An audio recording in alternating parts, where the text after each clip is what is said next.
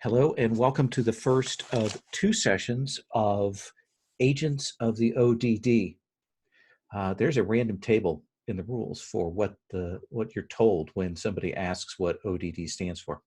But I'll come to that in just a second. My name is Lowell, pronouns he, him, and this session is part of the Gauntlet Hangouts. The Gauntlet is an online gaming community / club.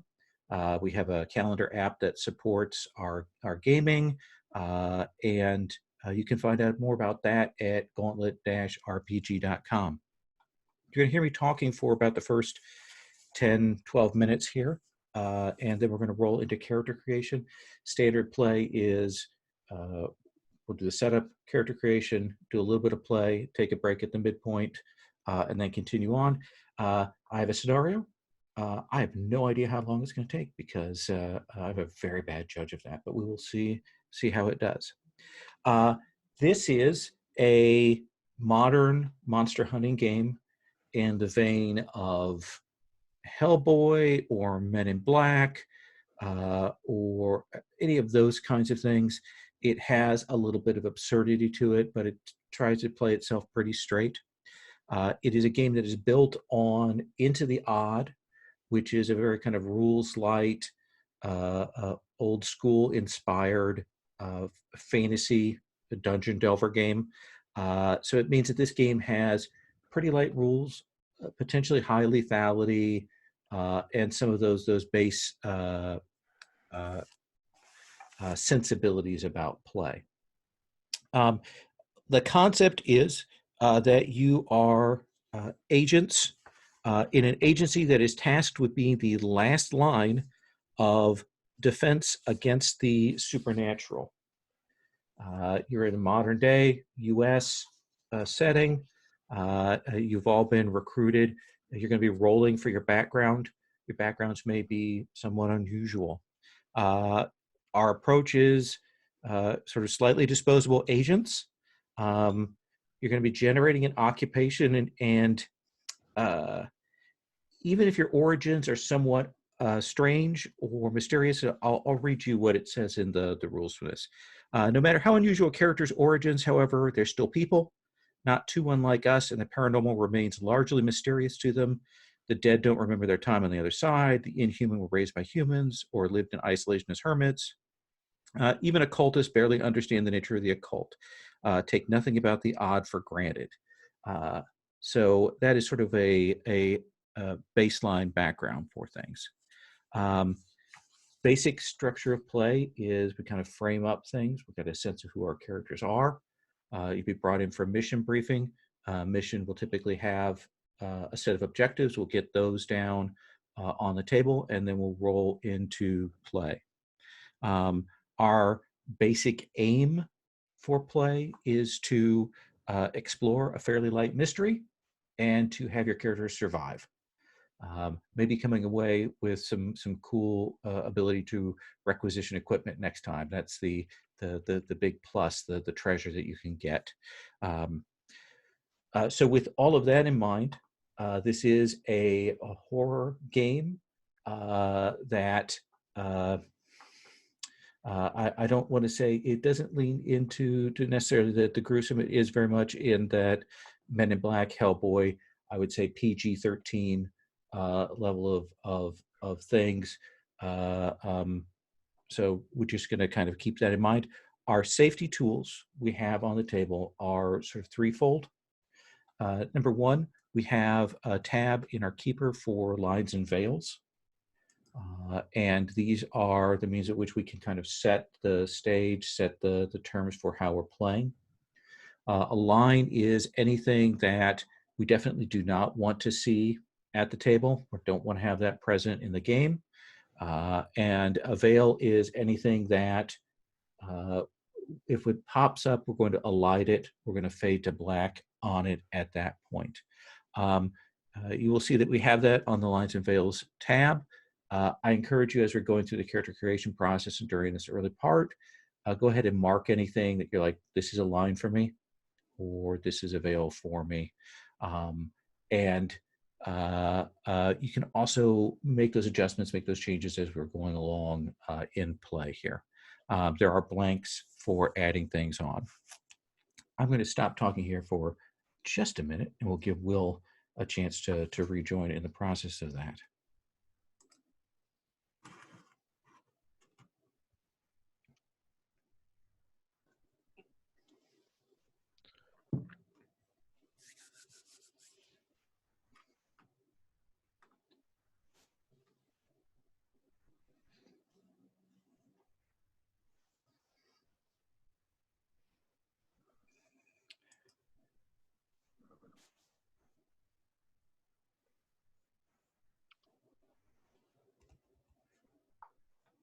What I'll have everybody do is, if everyone would grab one of the columns on that first characters page, go ahead and put your player name in one of those columns.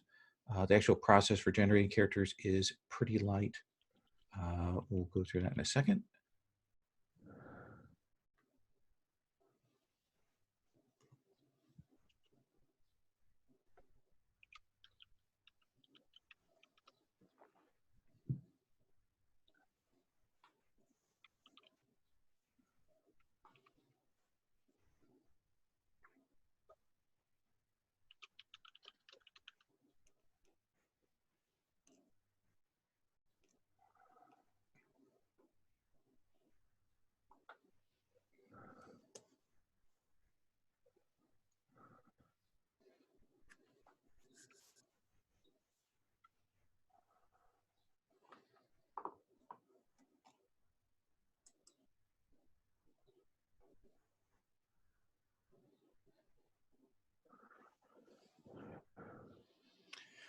I'll go ahead and walk through what the character creation process is, so I can let you take a look at that.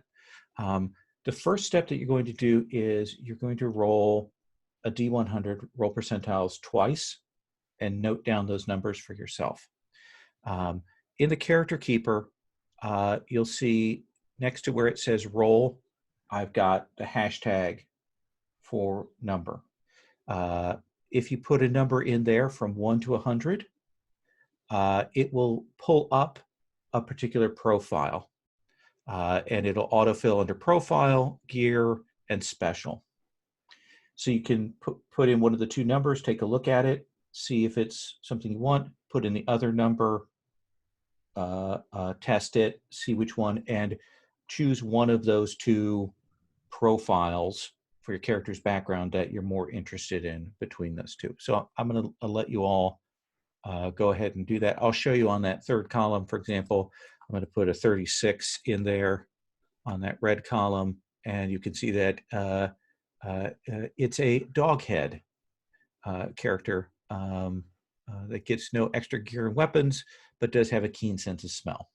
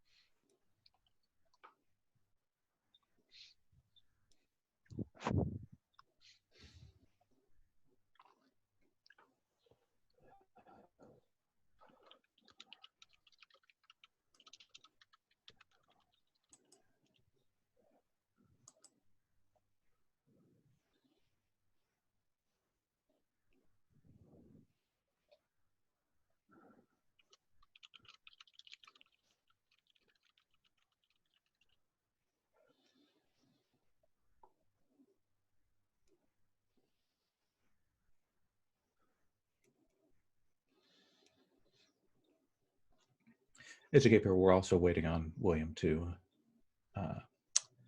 rejoin us as well.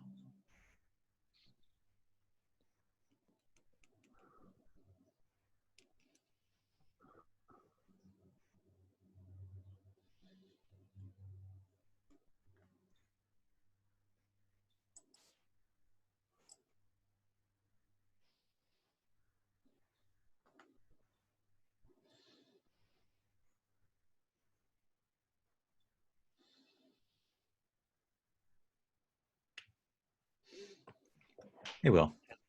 Can you hear me? Yep. Can you hear us okay? Yeah, sorry I dropped out before. I think it was my partner's like having a work meeting on video as well, and I think it was like kind of too much bandwidth, but she's finished now. Okay. Um, we're going ahead and moving to the character creation. We'll give you that last column, the red one. The first step that we're going to do, and this is all in the CC process tab, is you're going to roll a D100 twice and note those numbers down for yourself. Where I've got that one in that column, that red column right now, you can put that number in and it will autofill that random profession. So you can see what that is. You can put both those numbers in, compare, see which one you would rather take of the two of those.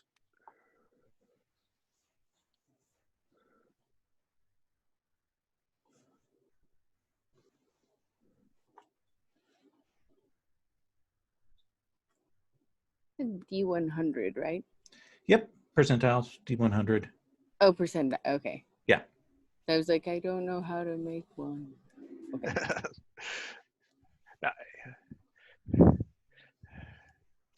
I'm waiting for Zoom to add a little roller in the chat. That's what I'm hoping they'll eventually get.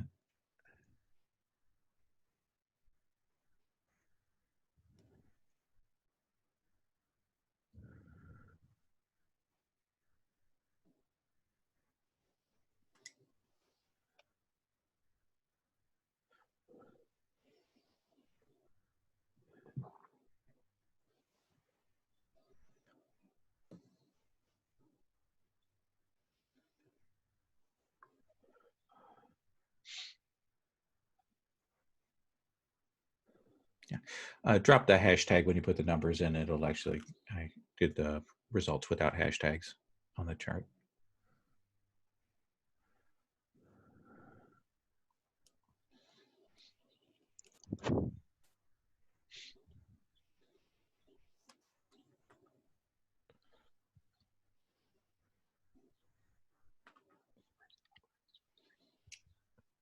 So I'm just looking at the PDF because I have the PDF on my computer. Sure. I got number 39, escaped sacrifice. Mm-hmm. You recall little of the place you were taken, waiting to be fed to something. The important thing is that you found a way back and people who believed your story. Special, you can sidestep obstacles at impossible angles along paths others cannot see, at the risk 1 in 6 of being noticed by whatever things might live beyond three-dimensional space. Do you want that one? Is that the one you want? Yeah, I do. Okay.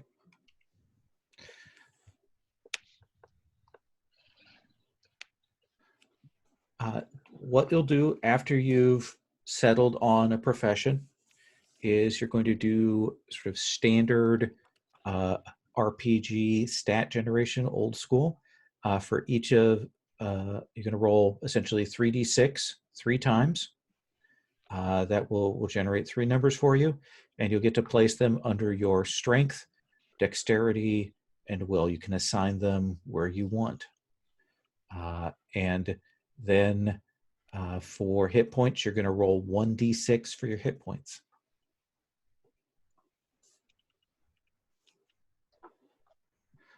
And you'll put that your actual stat numbers in the top of the 2 lines, the bottom being for current levels.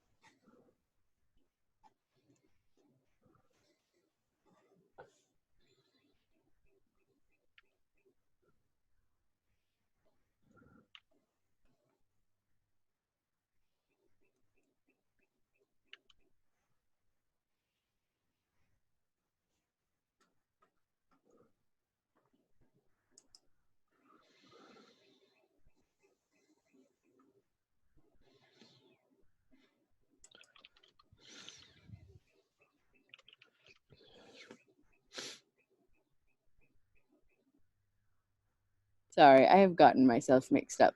Roll Sure. 3d6 each for the strength, dexterity, and willpower. We are adding the results of the 3d6 for each one? That is correct. Okay. And you can roll the 3d6 3 times and then assign them where you want. Okay. My roll for your party's being weird, so I'm just using like the dice roller on my phone. But if you want me to do it in No, as a you can roll your own dice. You can roll using Okay. roll for your party.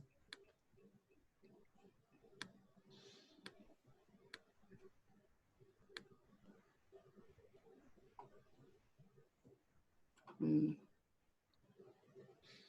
And you just get all the items in gear and weapons, right? You get all the items that are in gear and weapons, and then you will also get the base default equipment of a service pistol, flashlight, satellite phone, and identification. Okay, gotcha. Wait. And for the nope, don't leave the meeting. Were there already stats in the strength, dexterity, and willpower? Do we just change them, or? Yep, absolutely. Change the top line. Okay. Sorry, my head's a bit fuzzy today. That is okay. And you said just service pistol, flashlight, satellite phone, and odd identification. We all get that. That is correct. And then whatever is under your sort of take gear and weapons.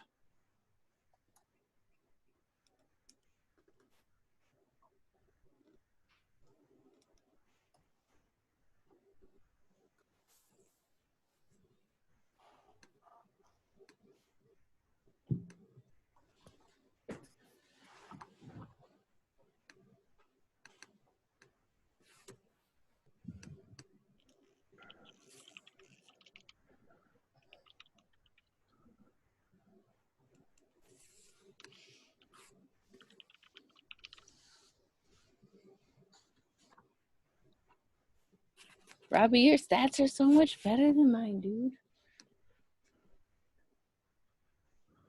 It's not fair. Well, I'm taking a character who's very unlucky, and I also pass that unluckiness on to others near me. I'm near you. I'm right next to you, at least on the character sheet.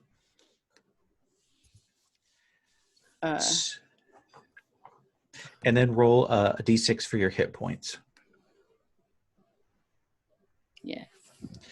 So the way that things work in this game is when you try to do something, we do is save. That's rolling a d20. You want to get under your stat for those particular things. When you go to fight something, you will roll whatever die is appropriate for your weapon. So, for example, the service pistol is a d6. You will roll a d6. And that's literally how much damage you do. If multiple players are shooting the same target, everybody rolls all of those dice at once, and we throw that at the baddie. If you're in a disadvantageous position when you're in combat, then you roll a reduced die, which is a d4 for your attack.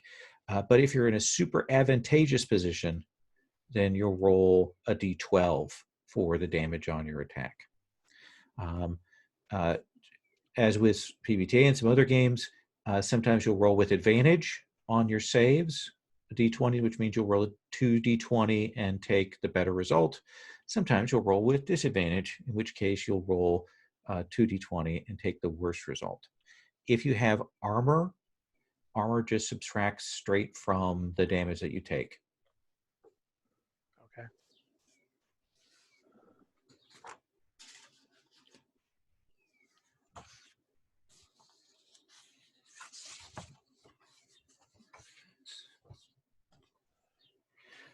There are no sort of investigation rolls.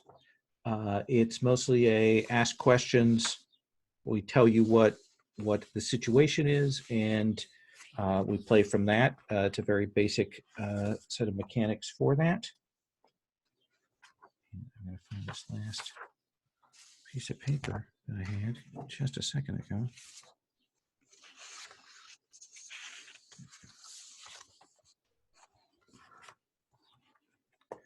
So what I'd like to do is go ahead and go around and have people tell us about their characters, how they're envisioning them, what the background is. I'll ask you some leading questions so we have a decent picture of who they are.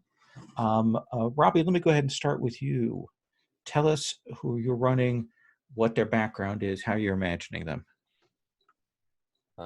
Okay, so I am running a guy named Basil Mayfield, uses the pronouns he, him. He is a jinx, described as odd scientists theorize that curse bearers can be weaponized. They will try to make sure you survive data gathering, which is probably why my special gear consists of a riot shield and a ballistic vest. And my jinx behavior also passes on to people in my proximity. I guess the way to summarize this is to say I am extraordinarily unlucky, which also it didn't bear out in my stats, which were okay, but it did bear out in my hit point. So I'm starting out with 1 hit point. Yes. Hopefully that the armor and my riot shield might come in handy. How old are you imagining Basil is? I think Basil is kind of young. I mean, he's obviously a very experimental approach that the odd is taking. That these odd scientists are kind of taking with him. I don't know that, I can't imagine Basil would be that old. He wouldn't be lucky enough to be old. Yeah. So I think he's probably around 20 years old, and I think he's I imagine he is a kind of fit fellow. I mean, he's kind of goes to the weight room, tries to take care of himself, but he probably also, though, bears even though he's young, he probably looks a little older than that. He probably has lots of scars because he's prone to getting into accidents and things like that. So, he has kind of bumps and bruises and scars on him. I think he has wears his hair kind of he's kind of probably shaved and groomed, short haircut. And kind of, as I say, he tries to take care of himself, but doesn't do a very good job of it. Do you imagine that this jinx thing, I mean, he's clearly been told he's a jinx. He's clearly in this agency because of that. What does Basil perceive about that? And what is sort of the story? I mean, is there a story? Is this supernatural? Is this scientific? What's the story that Basil is subscribing to? I think what happened is that when he entered adulthood, that he got some, basic entry-level jobs that did not require a lot of, expertise, and had like 3 of them in a row, and they all ended poorly because he got into some type of serious accident and was, the companies just always kind of let him go. It'd be like warehouse worker or delivery person. And just like he would be a few days on the job, something really, really bad would happen, some awful accident. And then I think the odd scientists who have all sorts of data gathering, algorithms, that he started popping up on their kind of algorithm gathering on this. And I think some of them, I guess, had done a little bit of research into jinxes and were, it's hard to kind of pin down a jinx, but they thought that the amount of unluckiness that surrounded this person was highly unusual, and so they kind of went to him. And I think Basil took the position just because he kind of knew that finding some other type of job was going to be difficult, if not impossible. Absolutely, absolutely. All right. Well, that gives us a good sense of who Basil is. I'm going to roll around. And 1 hit point doesn't mean that when you take 1 damage, you're dead, because you have armor. But even beyond that, when damage goes past your hit points, it will start getting subtracted from your strength. As soon as you hit that point where you're starting to reduce your strength below current, you're going to be making saves to see whether you stay conscious or go unconscious. Let's come to Dell next. Dell, tell us about your character. Okay. I'm playing Vincent Raines, and bonus points to whoever guesses why I named him that first. And he is the Invisible Man. He took an experimental serum and it made him invisible except for his eyeballs, which he needs to see. So his typical look is the sort of classic Invisible Man with a roll of bandages, a tearaway jumpsuit, sunglasses, gloves, and a hat. Except for when he's naked, and then you can't see him at all. So none of you know what he looks like. I imagine him before he was invisible. He probably looks something like a young Joe Pesci. He, as far as his what kind of person he is, I'll sum it up with weasel with a heart of gold. Okay. He's a little bit of a coward. He never volunteers to do the hard work. But when it comes down to brass tacks, he'll be there.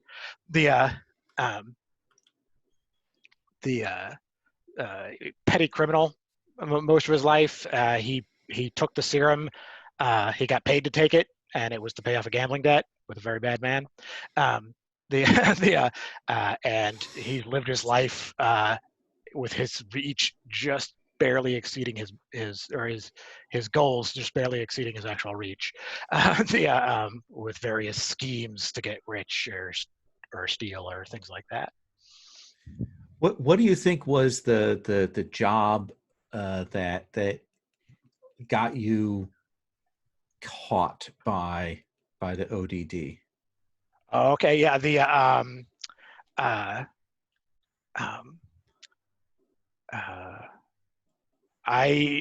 he was trying to rob what he didn't know was a vampire.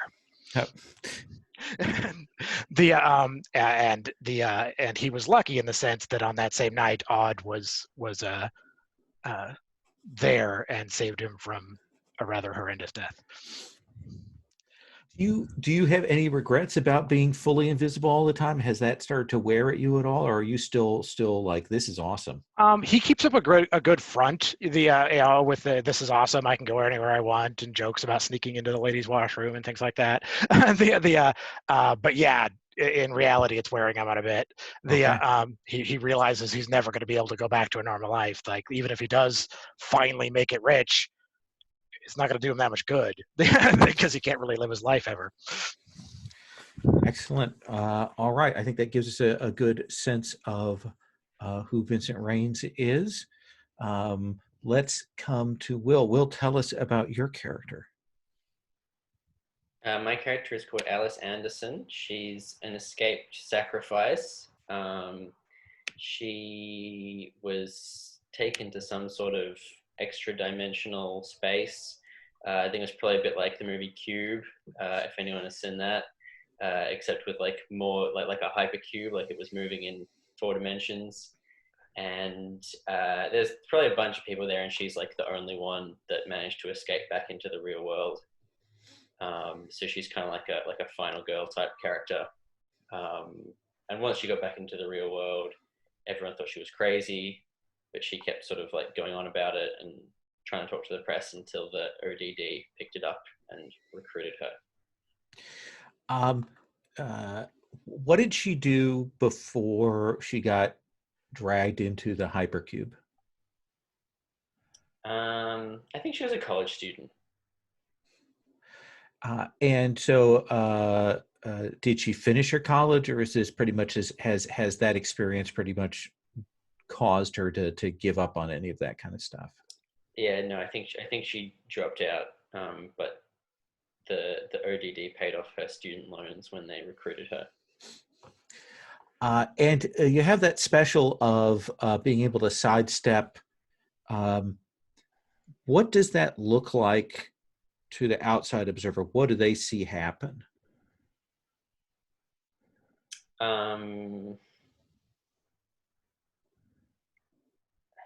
It's hard to describe, but it's kind of like she's being rotated through a dimension that they can't see. So she just kind of like folds up, and she's just gone.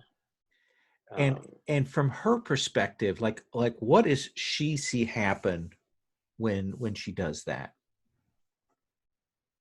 Again, hard to describe, but it's kind of like she can only see things in 3 dimensions, but she can rotate so that she loses one of the normal dimensions and gains this 4th dimension.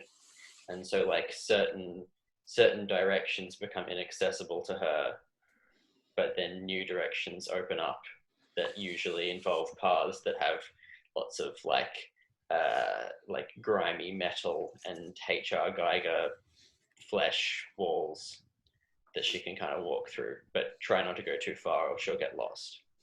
Excellent, excellent. And what does she look like? I don't know. I guess she's like still pretty young.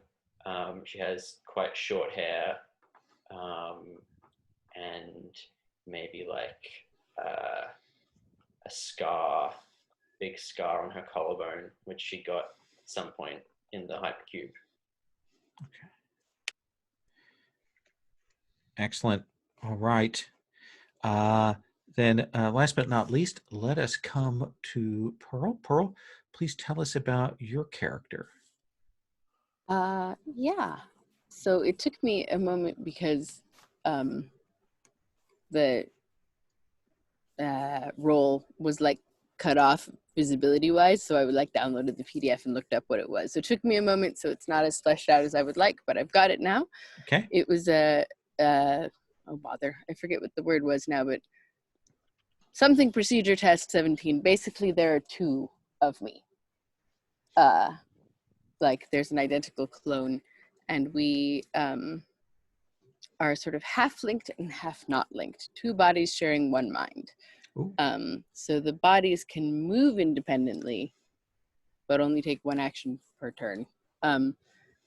But we are affected by the same thing. So our stats change. One of us gets hurt, the other one's hurt, etc. But I get an extra set of gear. We each have our own set. And my thought with Brunhilde, and we haven't figured out what to call the clone yet. It's like, is it Brunhilde and Brunhilde? Should we call her like something else? What do you do with a clone when you didn't want a clone? So it is definitely a clone. It's not like an extra dimensional being that was brought over. It's actually they grew a clone, or how do you imagine that?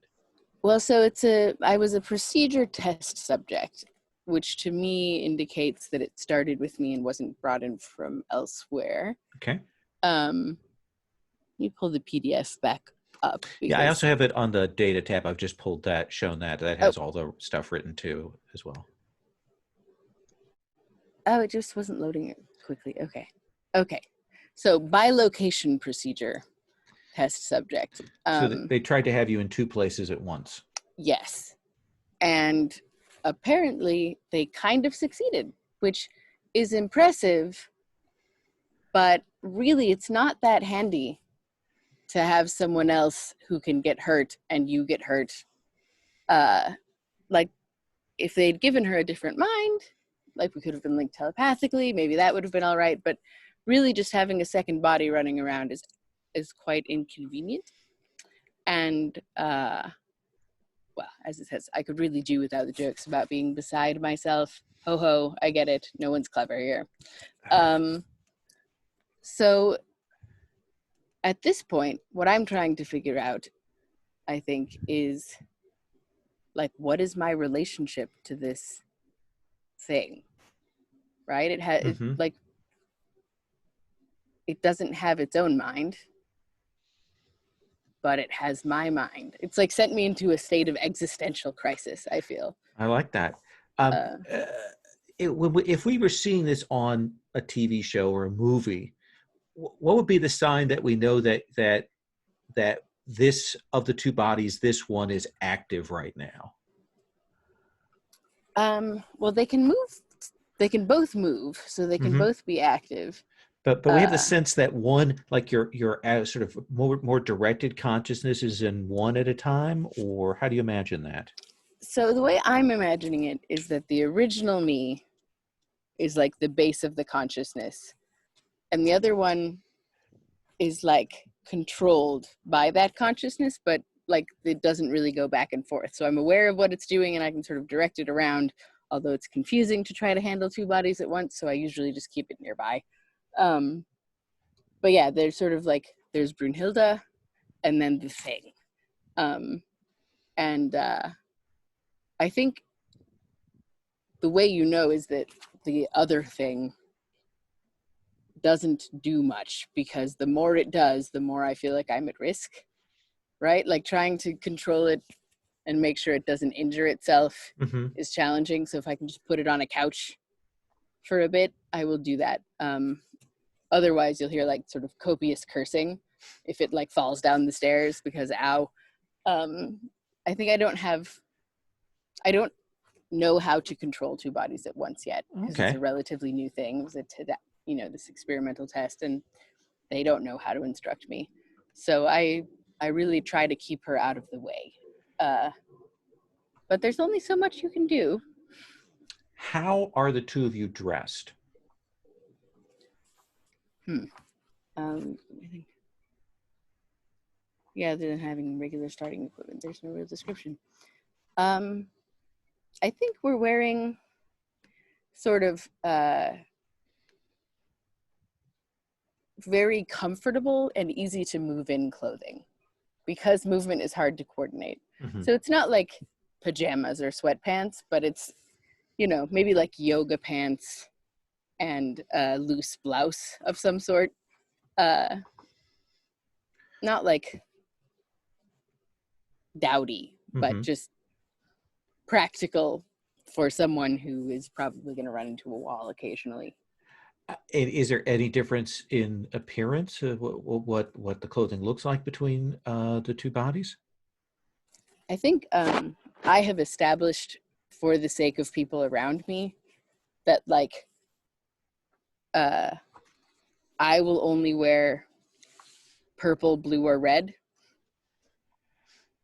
and she will only wear like yellow, orange, or green for the top, right? So like that way you can tell, because we can't wear the same shirt every day. Right. But like we got a couple shirts and those are our color sets. And I should write that down for myself because I'll forget it. So me. Excellent. Can I ask a question? Please. Do you ever secretly worry that the you that you think is the main you isn't, and you're the other you? Not really, because the other me can't do anything without my thinking it. Okay. Like I never feel compelled to move, but the other body moves around when I think about it. All right. I have one last question. This experiment, did you volunteer for it? Were you drafted into it? What caused the circumstances of your life such that you came to be in that experiment? I think I was sort of duped. Like they made it out to be a much less bizarro thing. Like I thought it was like a drug trial for anxiety or something like that. And got to the facility and they were like, oh, we're just going to do some tests and scans to make sure you're eligible. And then like I woke up and there was this, other me sort of staring at me creepily. Excellent. All right, I think that gives me enough to work with. You four have probably met or worked along, with one another maybe once or twice. They're probably a set of people that have cycled in and out. Probably people that you saw once and then haven't seen again. I imagine that you're somewhere outside of Washington, D.C. They've got a facility at one of the sort of commuter / park and ride suburban areas outside of Washington, D.C. that you meet up at. It's probably bad enough because they claim that they want to have cover, so you probably have to go to a strip mall and go into an office that's next to a Subway sandwich shop kind of thing, and go into to get the briefing. And on this particular day, you're called in by Agent Terrell, who you haven't worked with before. They're a little paunchier than your usual agent of O.D.D. Person, and they definitely look like they were called up early this morning, and they didn't do a good job of maybe dressing themselves particularly. The tie is askew, the shirt isn't quite tucked in. It looks like maybe they kind of ran from their car to the office, and they're a little bit pink in the face. And they kind of look over, or they check a list here, kind of in this back meeting room. They count up 5. Okay, say, all right. We have a meeting. We're going to do now. So everybody ready? Simmer down, simmer down, simmer down. And so we've got a mission. Kind of a rapid response. We have an incident that occurred last night that we're going to be sending you 5 into investigate. We had sent a team of agents into the Benzette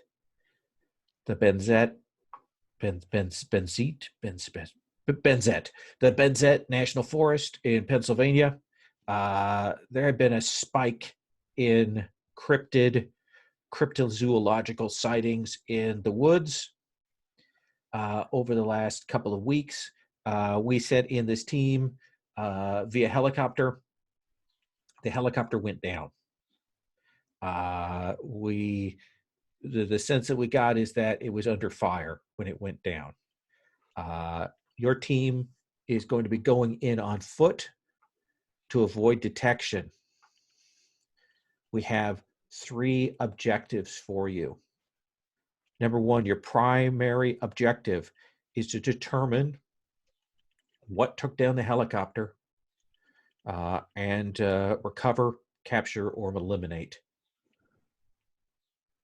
Number 2, secondary objective, locate the downed helicopter, help any surviving agents to safety, and any equipment that they have, you should retrieve.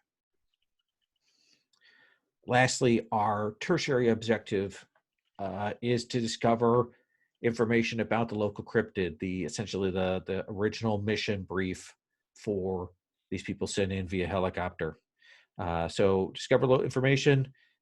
If you can find out the reason behind the increase in cryptid activity, that would be good as well. If you are able to deliver any live cryptids back to HQ, you will get a guaranteed requisition for your next mission. We've got a standard kit for going in. We're going to provide you with zip ties, rope, sacks, standard issue sacks. They're nothing fancy, and a tranquilizer gun as well. You can decide who wants to carry this set of equipment, how you want to split that up. that's the brief I've got. A Uber to the helicopter.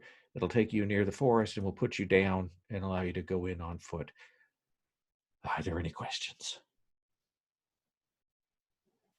Was that? So, Oh, go ahead. go ahead.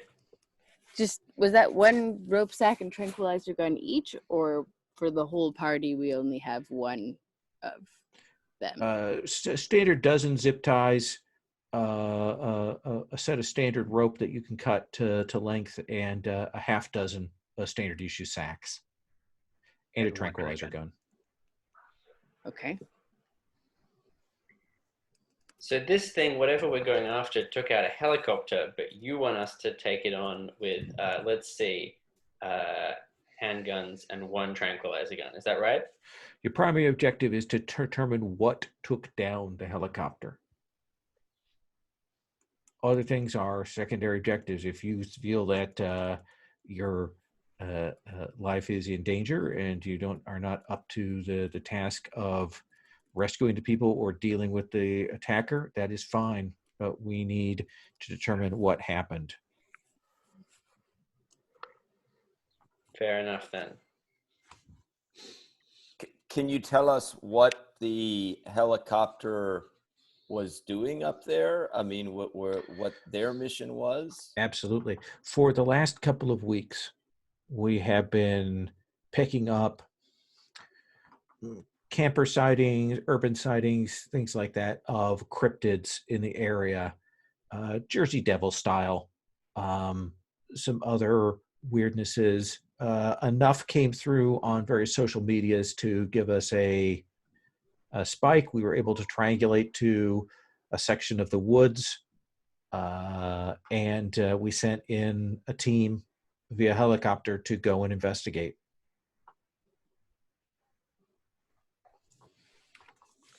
Oh, and do we have like a topographical map of this area that we're going into?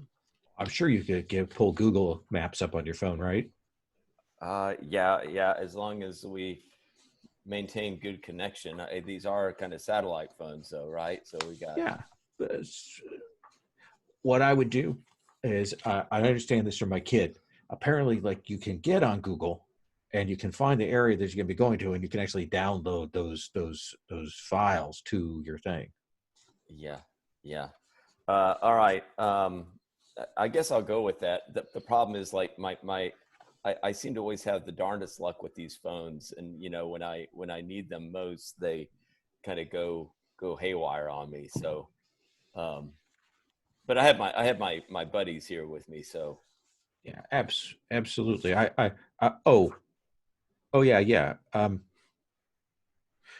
I just make sure that at least one of your teammates stays a good distance away from you throughout the mission. Yeah, I think I don't think I'll have a problem with that.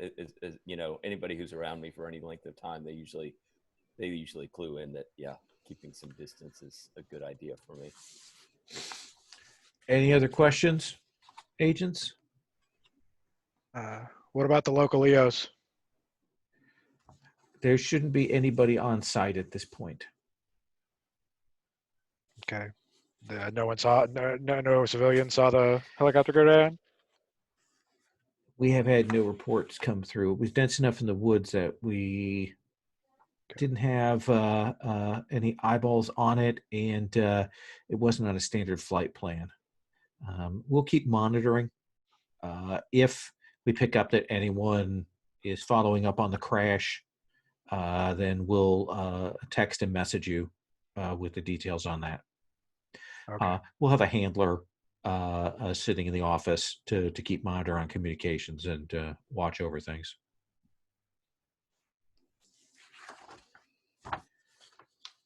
Anyone else? Any other questions? All right, good. I got you a luxury Uber, so you should have plenty of room for your equipment and things like that. The sacks and things are out front, and good luck. And he'll do a gesture and send you on your way. Let us take our 5-minute break here, our first of those, and then we'll come back and cut forward to all of you on foot at that point. All right? Okay. So take 5.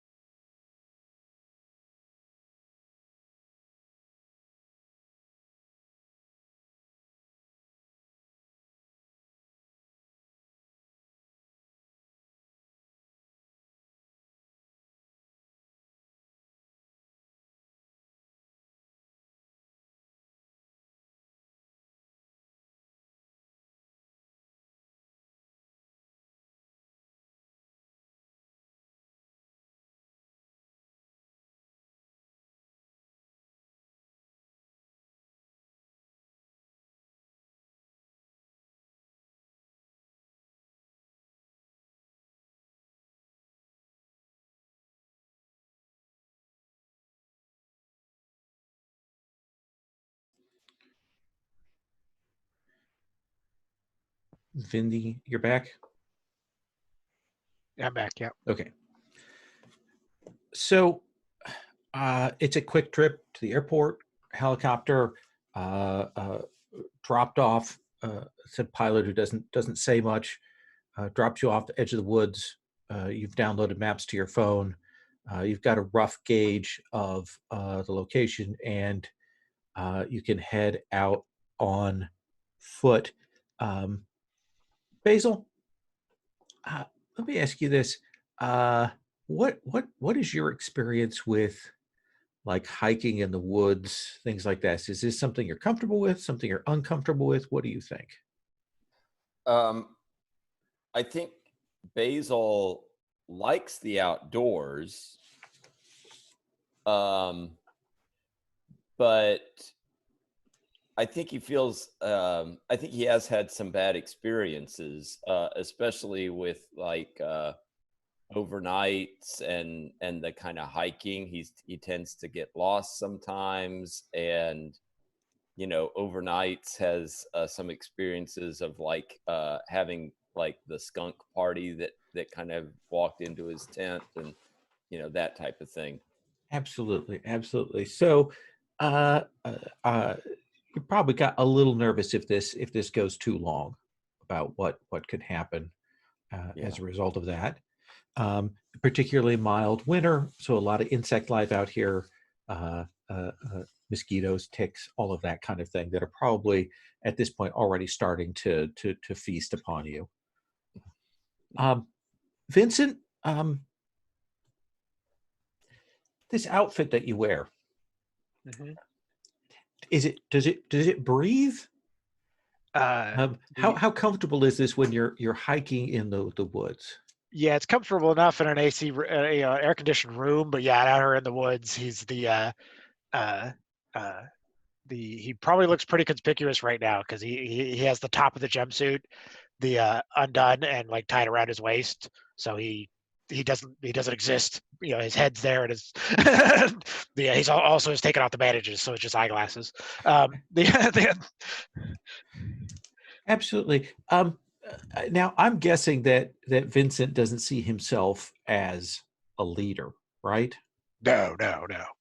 So looking around at the rest of your teammates, if things go bad, who are you going to look to? That is a good question. Bunch of freaks and geeks. So probably Brunhilde. He can at least pretend she's normal. Okay. All right. So you've got that. Alice,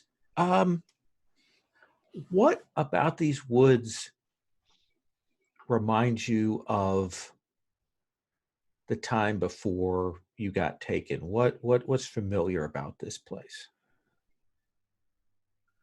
I'm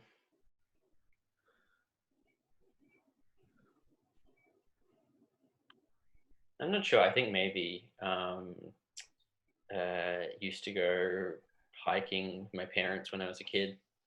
So very much the similar kind of mixed deciduous trees. You're crunching along here, probably pine needles on the ground as you're tracking through. Reminds you of that. Would you consider yourself a pretty decent outdoorsman?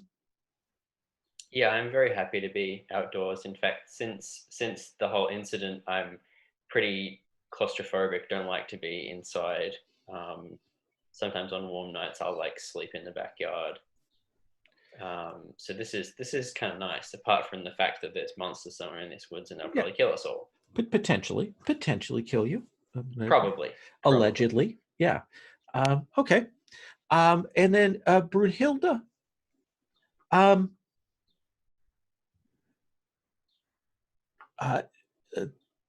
What is the biggest challenge here of piloting two bodies, as it were, in these woods? Like what do we see happening? What is the what in this wood? What do we see happening? Like what's the challenge for you in piloting two bodies here I through the mean, woods? it was hard enough, like in regular spaces. Now there are like all kinds of things it can run into, you know? Like there are the big trees, which are pretty easy to avoid, but like saplings and all kinds of things. And like, you know, if she walks through poison ivy, I get itchy. And I don't know how to like look through two sets of eyes at once. It's really unethical that they perform these experiments without having any guidelines for what happens afterwards. But yeah, I'm just really focusing all of my energy on trying to keep her out of harm's way, I suppose, and to keep her away from, is it Basil or Basil? I said Basil, I think. Okay, Basil, thank you. Okay. So to compensate, are you trying to keep your other self close by you? Are you trying to keep it at a distance so you can keep a better eye on it? How do you think you're trying to do that? I'm trying to have it walk directly behind me. Okay. So that anything it would walk into would be something I would have walked into first. Absolutely. I do But it's want to weird mention, looking at the back of my own head. Yes. Yeah, I do want to mention, just for atmosphere, you are literally being bitten by twice as many mosquitoes as everybody else. Oh. I know. I know. This is what I'm saying. Like, The guideline. You can. You've been in here for maybe an hour and a half on foot. You've gotten past the sort of the standard trails that and you're heading in deeper in where you're kind of having to find pathways through as best you can. The woods is dense. Maybe on the wind when the breeze comes a little bit from the west, there is that kind of maybe like a smell of smoke, more pungent than say campfires. Like you can kind of pick that up. That's hanging in the air here. But one of the other things is that the sort of background noise of animals that you would normally expect in the woods is remarkably low.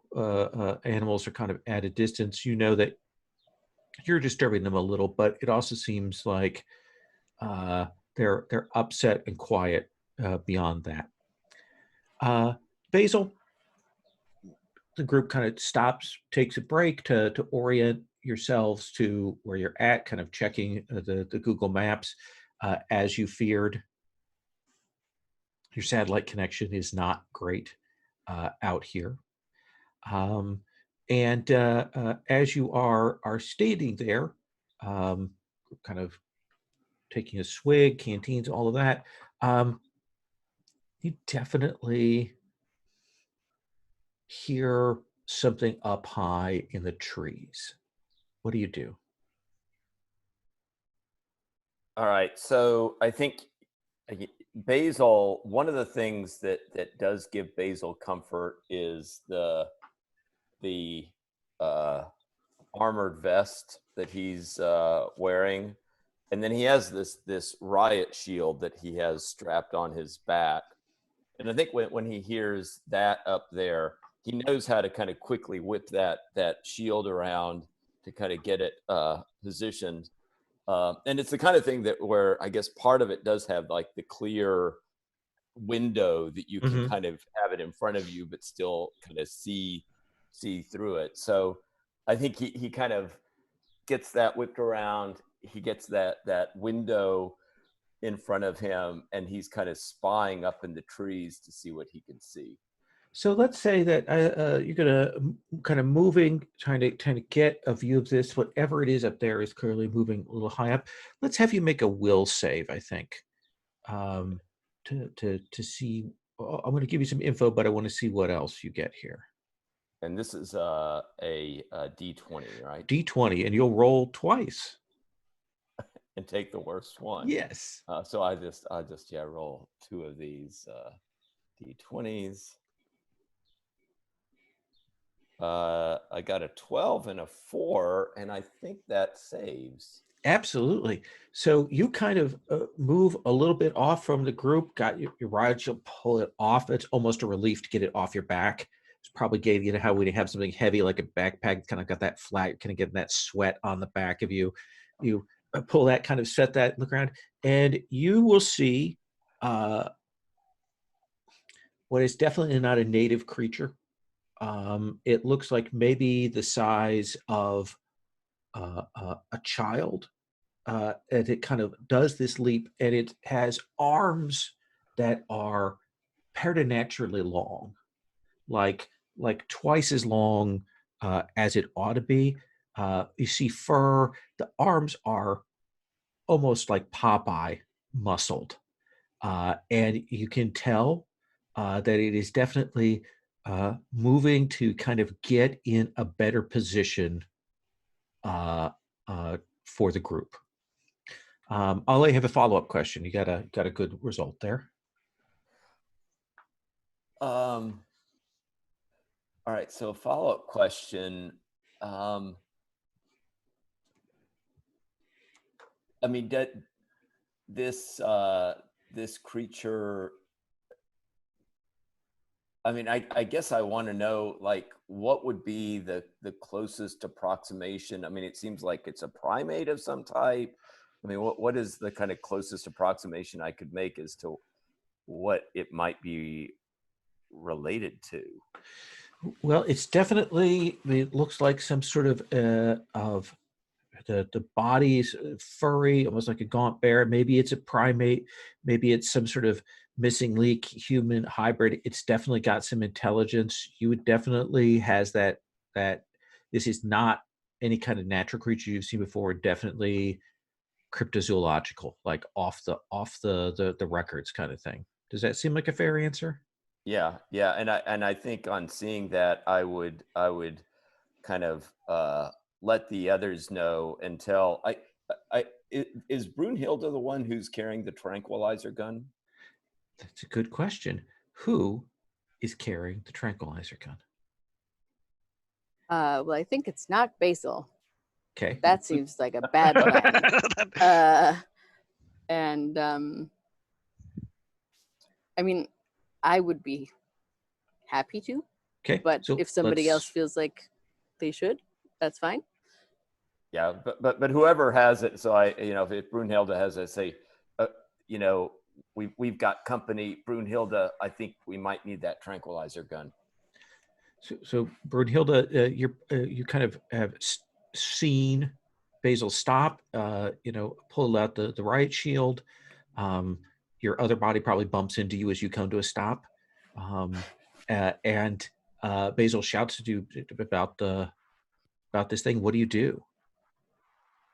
Well, I mean, I could aim the tranquilizer gun at it. Are we sure we want to shoot it? I mean, like, does Basil's bad luck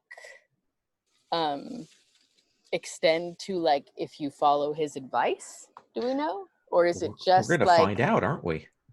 Yeah, that's what worries me. I'm gonna at least just like look around at other team members for some sort of like encouragement, discouragement thing. Like, I've got enough on my mind, and this seems like an iffy, like, Well, shoot the thing. Since you can't see out of the Vincent, sky. what Vincent's reaction is. Alice, Yeah. what is your facial expression when this is going down? Oh, well, never mind the tranquilizer gun. I've got my pistol out. Okay. So you can probably tell from that what my opinion is on shooting versus not shooting. In that case, I will shoot it with the tranquilizer gun because I think it's probably better not to just kill things before we know what they are. And if somebody has a pistol out, probably whoever shoots it first is gonna, Absolutely. So you're going to fire off your tranquilizer gun. When Brunhilde starts firing that off, are you also firing, or are you holding your fire? I'll hold my fire if she's shooting the tranquilizer. Okay. Vincent, what about you? Before I have. Yeah, no. So when she looked to see other people's reactions, she saw a pile of clothes, right,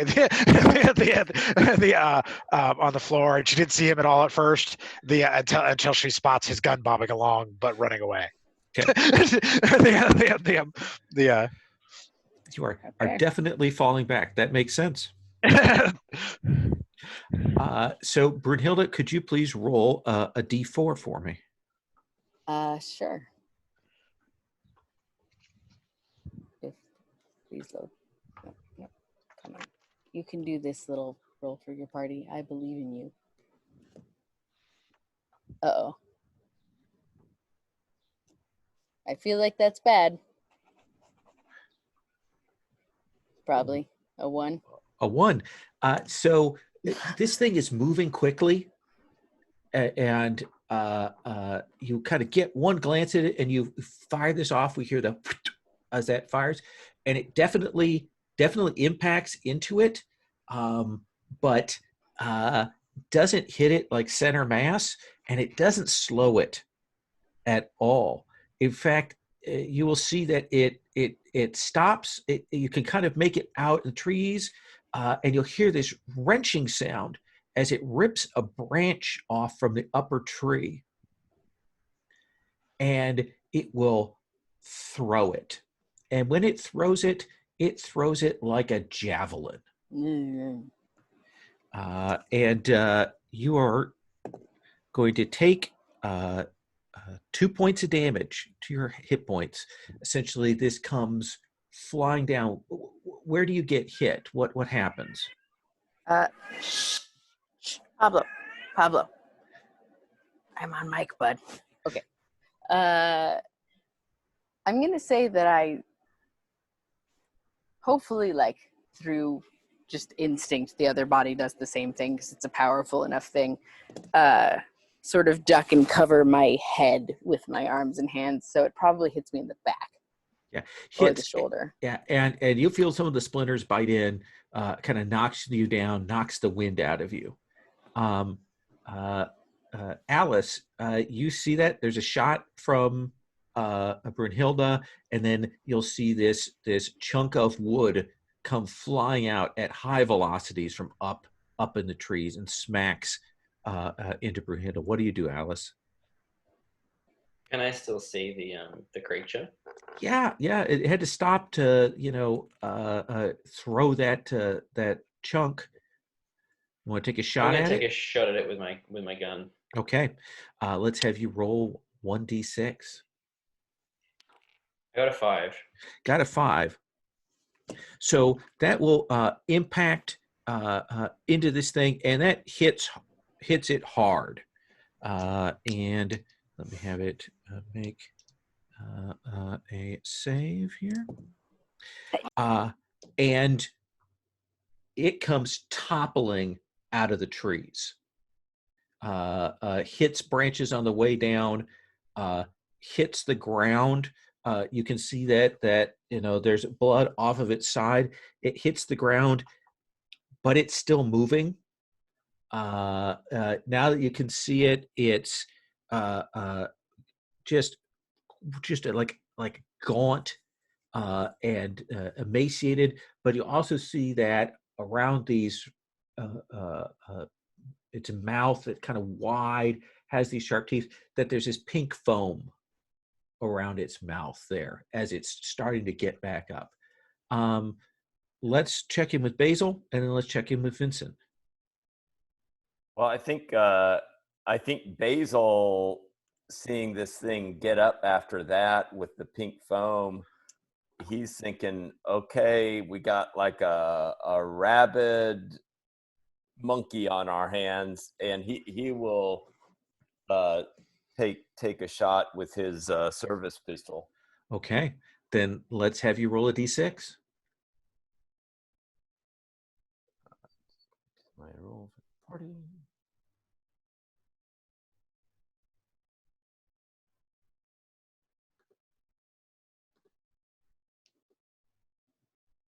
I got a 5.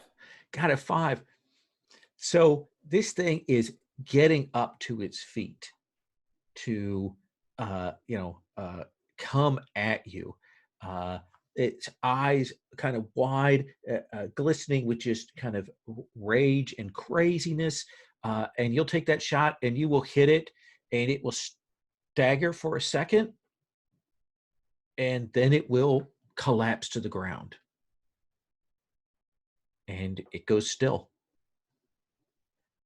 And I think Basil has a big smile on his face, looks around at the others, and he says, Did I just do that?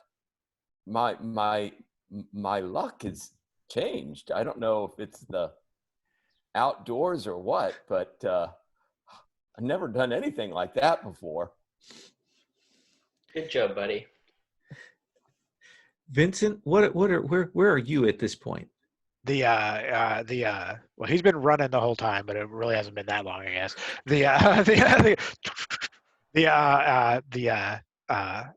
A few seconds after the second shot, he stops and like looks back. He's like peering through the trees, trying to figure out what's going on to see if it's safe to come back.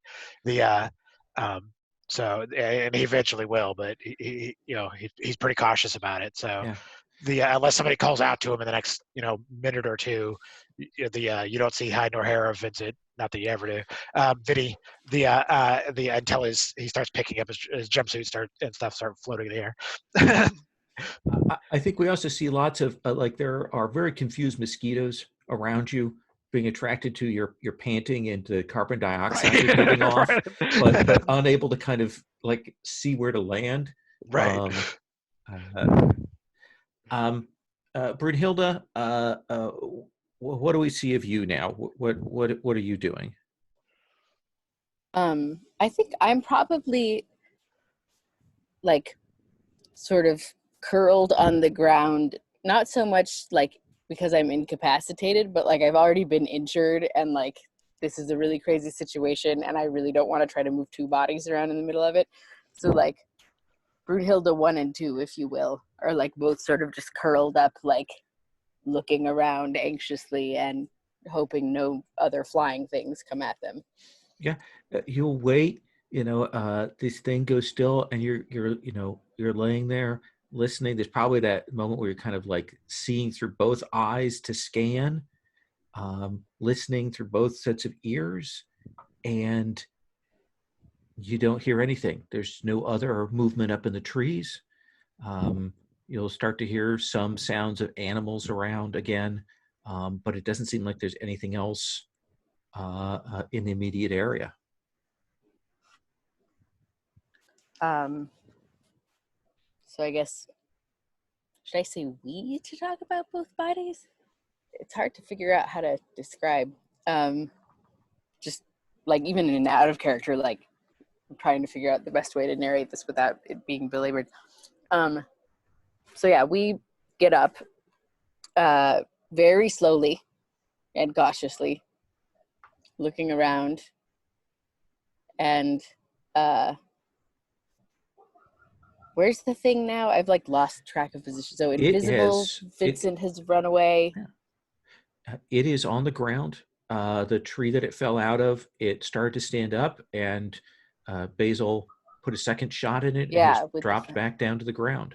How far away from me is that tree? And let's say 30 feet. Okay, good. Okay, so I get up and I sort of call out to anyone who cares, like, is it dead? It looks like it's dead. Are you all right? Been better. I don't know if you've ever felt pain in two bodies at once. It's not great. But at the moment, I just would like to know that it's not going to get back up. I'll go over there. Yeah, I think Basil will be cautiously moving towards it with his riot shield up in front of him, and his service pistol at the ready in case he needs to take action. But he'll get close to it. If it's not moving, he'll probably poke at it with his riot shield a little bit to see if it has any response.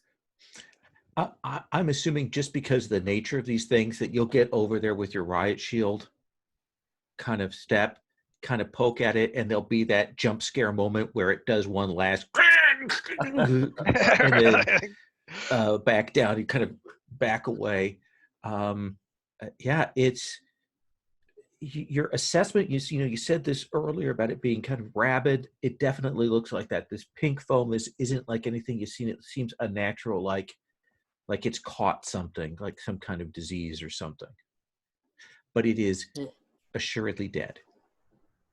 Yeah, I think I would also, once I see that it's dead, would take out my phone and shoot some pictures of it. Especially both to get the body, but also that foam that's around its mouth. Okay. So you've assured it's dead. You're taking the shots, kind of moving around, getting those, uploading those. Alice, what are you doing? I think I'm going to just try and apply first aid to Brunhilde. If did that like javelin break the skin, or it just kind of grazed her? A couple hit point damage in this case is fairly superficial. It's when you actually start taking strength damage that's a problem. If you stop and take a break here, you can certainly heal that up, and essentially it's just kind of bruising, that kind of thing. So you can restore that. Just a few minutes will bring all your hit points back. Okay. Vincent, you get back. Alice is giving first aid to one of the Brunhildes. Basil is shooting some snaps of this beast. Anything you're doing? Yeah. So when he gets back, the first thing he does is he says in a very confident voice, "Good job, team," as if he contributed in any way. Right? And then he'll go over to Basil and like begin looking at this thing. So what do we have here? Yeah, a lot of false bravado in his voice. This is dead cryptid. Couple shots in it. Pink foam on its lips. It looks like you could bag it if you wanted to zip it up in one of your standard sacks. Okay, like now that we can get a closer look at it, like you said, it might be primate. Is it? I mean, is it basic humanoid, like 4 arms, 4 legs, 2 eyes, 10 fingers? A humanoid, gaunt, furry body, those hideously long arms, legs. It's definitely a predatory beast of some kind. Okay.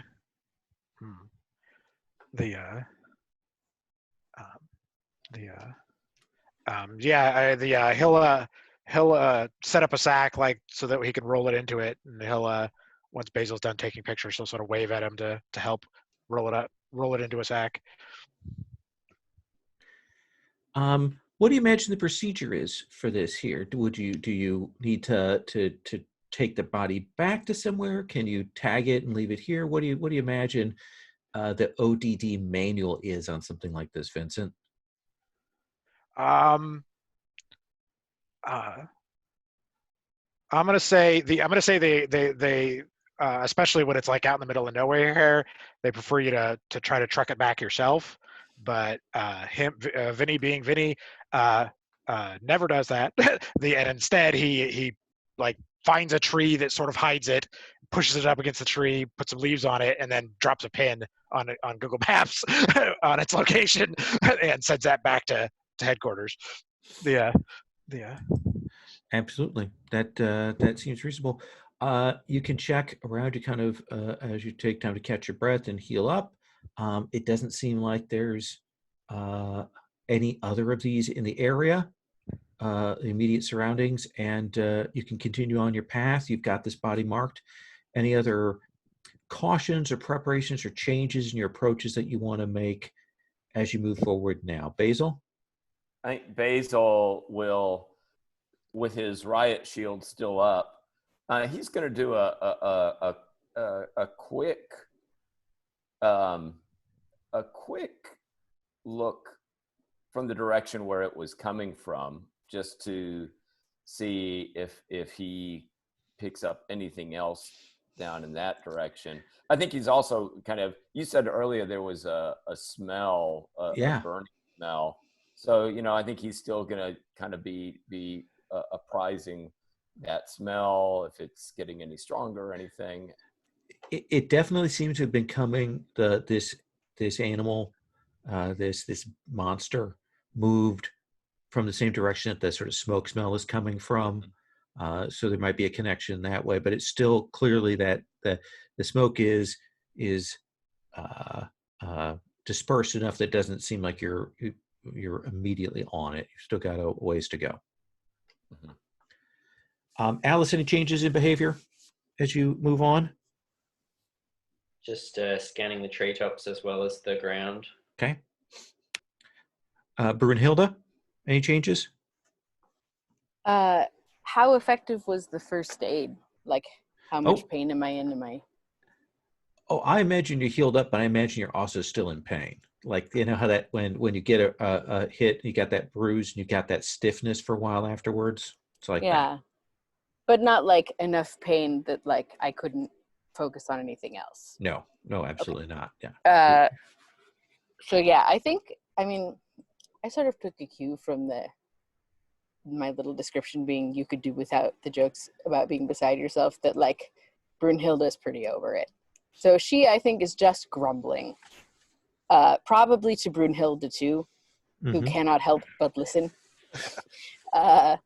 Because the rest of the team, you know, they're doing what they're doing, and she doesn't want to be, you know, a drag on the team. But man, did she not sign up for this? Like, she thought she was going to get some placebo Paxil, and now she's out in the forest and like got javelined by a beast, and she's just grumbling, fetching, if you will, but following with whatever people are doing. I think at this point, like, she's trying to take a backseat role in everything.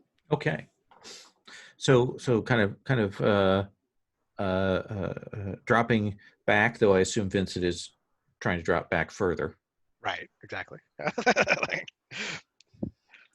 But yeah, you get yourself together, brush yourself off. But, you know, your other body heals in the same way that you do. So first aid on one heals the other one, so you can get yourself reasonably mobile and together. Vincent, any change in your behavior here? You said it's getting darker? I'd say right now we're probably talking still early afternoon, so the sun isn't setting yet. No. Okay, so the sun's still bright in the sky. Okay. He's gonna go ahead and he's probably gonna like stay naked, and he'll fashion the jumpsuit into a backpack to put all his other clothes in. Okay. So you just see this sort of weirdly folded jumpsuit bobbing along. He'll see Basil sort of like looking around, and he'll try his best to like he'll say something like, I'm gonna check around and he'll try to do like a perimeter, right? Not that he's like military trained or anything like that, but do a circle around where we're at right at the moment and see if he can see anything out of the usual. Yeah. I think you can do a perimeter sweep before you start to move off, and again, assure yourselves that there's nothing in the immediate vicinity. When you start moving, are you going to continue to sweep around or hang back? What is your approach then? Once he looks around and he joins back with the group and says, "Oh, didn't see anything interesting," he'll hang towards the back of the group. Not near Basil, but near everybody else, but not too near. So the four of you are continuing on to the woods. The smell of smoke is getting stronger. Again, get your instrumentation, your contact, your bars on your satellite phones are certainly going down the further you get in here. And it's probably another 30, 45 minutes of hiking through here. When Vincent, you like a couple of times over the last several minutes of walking, you've heard some cracking behind you. And you kind of stop and take a look, and you don't see anything immediately, but you have the sense that now something may be stalking the group. Something might be following the group, not up in the trees, but down at the ground level. And whatever it is doing a very good job of staying out of sight. What would you do, Vincent? Okay, so the first thing he'll drop his makeshift backpack. He's just eyeballs at a gun.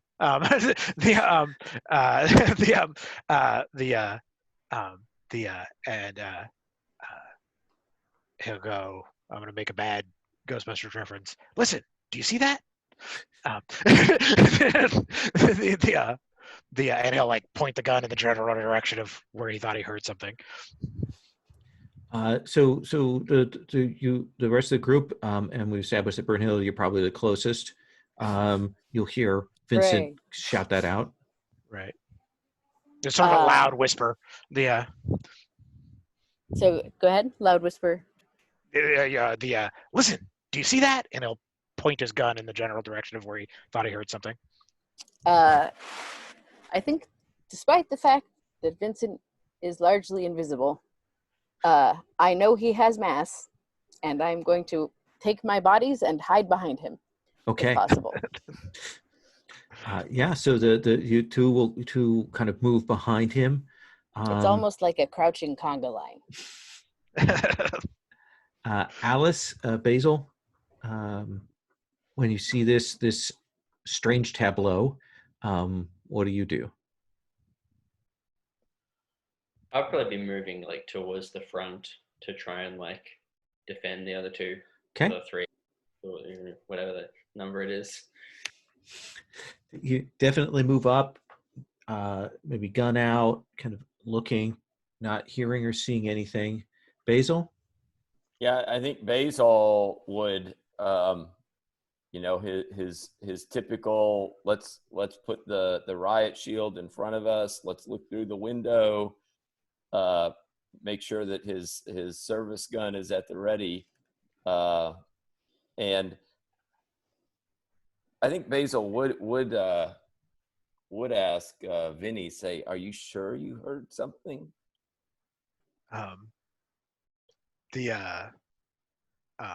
So unbeknownst to you, he shrugs and then he remembers.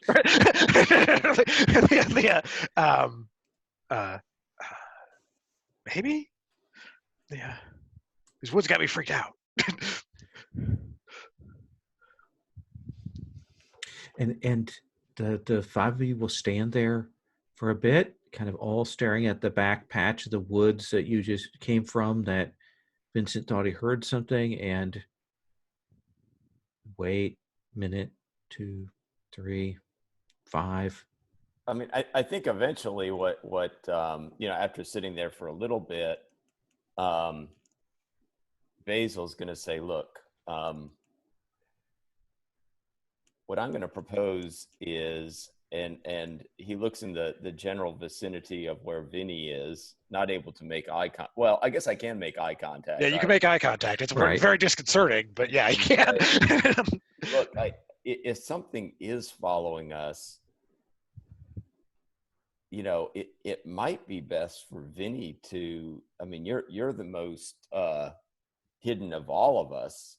We could trek along and you could make yourself invisible back here and see if there's actually something to this. You hear a very loud sigh. Fine. And you'll see the gun bob over to a tree. And then set at the bottom, and then it looks like he sets it on the ground at the tree. Don't get too far ahead of me. Okay. Well, Vinny, why don't you take your phone as well, and we can hopefully maybe maintain, although the signal's getting kind of bad, but we could try to at least maintain phone contact with each other. Okay. Yeah. And suddenly the phone will start bobbing in the air and go back over to the tree and then be set on the ground. We'll see that get picked up. The group will fall back into the marching order now without Vinny, and start to proceed on. And Vinny, why don't you make a will save for me here? Okay. So that's a D20 and I need to roll under? Yeah. Yeah, gotcha. That's what I thought. Okay, let's see.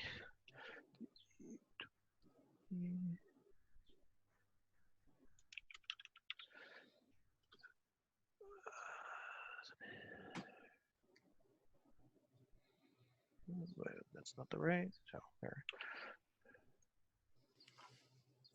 I did not roll under. Did not roll under. Rolled a 19. So I'm going to tell you what you see. And then you're going to tell me what sound you make. Okay. So the others move along. And they kind of get a distance ahead, and now you're getting a little bit nervous because they are moving and you're like, okay, I better follow. Now I should start moving. And as you're about to kind of start moving to follow them, you will see this shape. And it's about 7 feet tall. And it's got a weird fur that as it moves, that you see its coloration kind of shifts a little bit. And it's only when it kind of moves out from behind a tree and then it moves over towards another tree. There's this moment it kind of can't quite see it as it comes out. Maybe there's a blur when it's in hiding, and then it comes out and you see it finally with these great long finger claws, a big snouty face. And then as it gets to another tree, it kind of slides and it almost kind of vanishes from your sight there as it goes behind another tree. Clearly can't see you, but is clearly almost invisible, stalking the rest of your comrades. What sound do you make when you realize how close it is and Right. what it is? Unfortunately very louder than necessary intake of breath. Like at the end, him trying to choke himself off. Yeah. But clearly too late. And this thing kind of just hears that, and it slides behind one of these trees, like maybe 10, 12 feet away from you. And it kind of holds position. What do you do? The rest of your group is getting further away. Right. You are back here with this thing. Right. He's gonna try to very quietly and without stepping on any twigs, he's going to try to back up from where he was when he made the noise. And then he's going to try to wait it out. The unfortunate part is he was not able to grab his gun or his phone. It's still sitting by the tree. Yeah. He's hiding by. Let's have you roll dexterity. You're going to be invisible to sight, but this is a question of whether you'll trip this thing's alarms. Right. I hit a twig or something. Exactly. So, reroll selected. Rolled a 20 that time.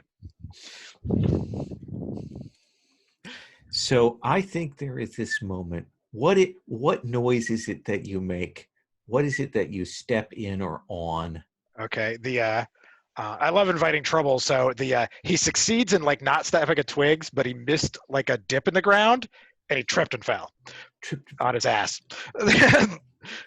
And there will be this moment when you will see this thing, it kind of blurs and it leaps forward towards your position. And while it's not going to get a full hit because you are still invisible, right, it is going to do 2 points of damage to you. Okay. And I think Brunhilde, you're probably the closest back. I think we established that before, right? Yeah, I was kind of bringing up the rear, and I don't particularly want to be in the way of anything, which maybe is going to backfire, it turns out. So you've the three of you have continued on.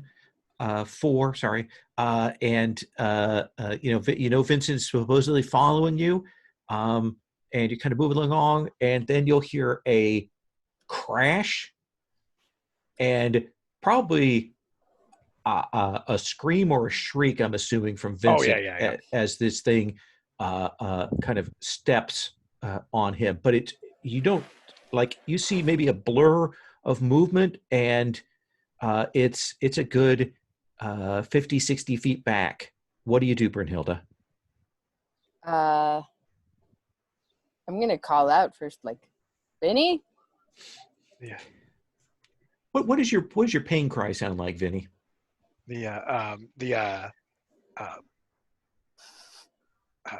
Probably lots of cursing. There's probably about whoop, like a literal whoop sound as he fell. And then just holy fucking God, before he shuts himself up and realizes he's betraying himself. Yeah, this thing is Okay. right on you.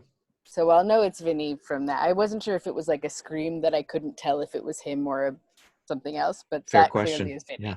So instead of yelling Vinny, because obviously that's Vinny, I'm going to try to, without drawing any extra attention to the rest of us, get like Alice and Basil's attention, in case they somehow didn't hear. I don't know how far ahead of me they are or what, but and just like, what do we do? Yeah, I think you can do that casually, no roll. You guys kind of hold position. Basil, Alice, Brynhilda, who draws your attention to this? Alice, what do you do? I am going to get out my gun and start running towards the sound of Vinny.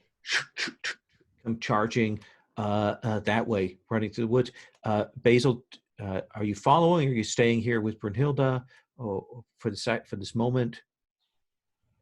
No, I think Basil will also. I mean, he'll of course have his shield up and is going to try to.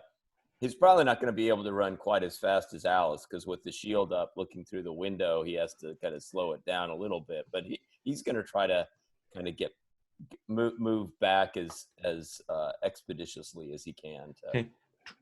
So Brynhilda, the answer to your question seems to be that these two run past you to go to where Vincent is at.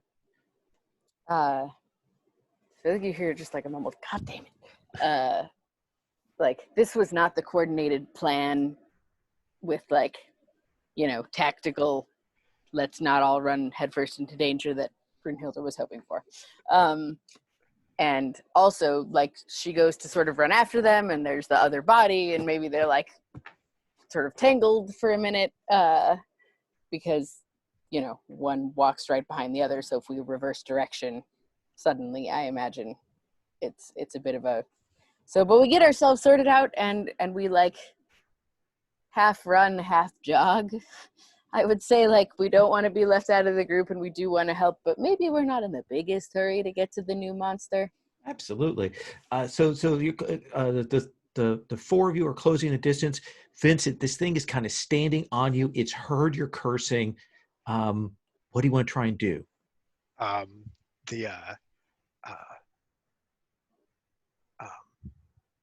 Trying to think of the most cinematic thing he would do. He's going to try to go through its legs.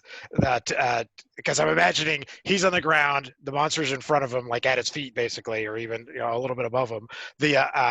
And the gun and phone are on the other side by a tree. And so he's going to try to jump through this thing's legs and get to the gun. Oh, I love that. Let's have you make a dexterity check. Okay. To see if you can roll, get past this thing to get to your gun. Wow, 19. I even have a good dex, but wow. So I think you go to roll, and as you go between its legs, it grabs you, and its arm is tight, and it starts running away with you. Who knows? Okay, he starts screaming his head off. So Alice, you're the one who kind of took off first. You will start hearing this alternating cursing, screaming, going away from you as you kind of realize that a semi-invisible beast is carrying your invisible colleague running through the woods away from you, clearly taking the invisible colleague off for dinner.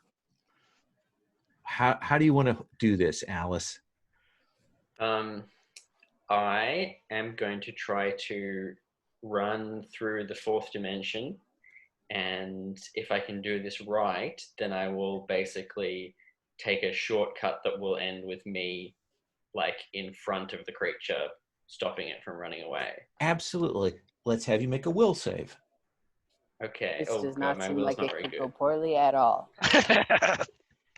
So I have a 1 in 6 chance of attracting attention from beyond. Well, we'll whenever see. I do We'll this. see So how successful you we'll see. are. Yeah. Yeah.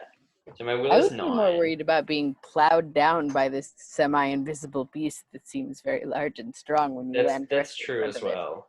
it. But I'm eager to find out. I rolled 1 over my will. So I think you will just get in front of it. And I do think, you step out and you're like, yes. And then like a freight train, this thing is going to knock into you. Again, a half hit. So you're going to take 1 hit point of damage. And why don't you roll me a D6? I rolled a 3. Good. So no hounds of Tindalos follow you out. So you get knocked, and you can definitely hear the screaming. So you've got some senses on this. Basil running, chasing, hearing the scream, invisible things, and then Alice does this whoop, and she's 30 feet ahead, and then you see her get lifted off the ground and knocked down. What do you want to do? Take a pot shot? And I'd have to think, I mean, just imagining the way that this looks, and I have that bulky vest on, I have to think that this thing is moving more quickly. It's steady clip.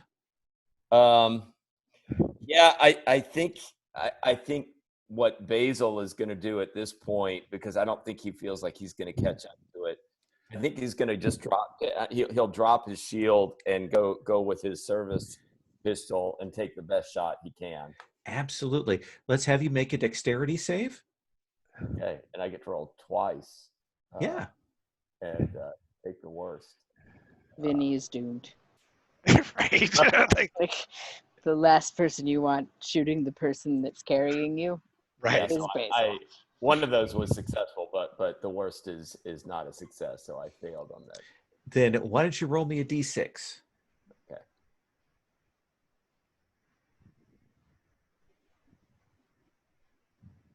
I got a 3. Vinny, one of your colleagues shoots you for 3 hit points of damage. Okay, so I'm 2 into my strength now. Yep. So you reduce your strength down, and you're going to make a save against your strength right now. Okay, because I've been doing so well at saves. You have had rolls that would be great in a different system. Right. 2 19s and a 20. That's what I've rolled today. If we were playing 13th age, you'd be golden.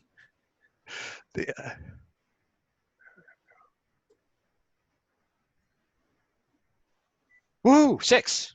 So you stay conscious from this thing. Let me check in with Brunhilde, and then I'm going to come back to you, Vincent.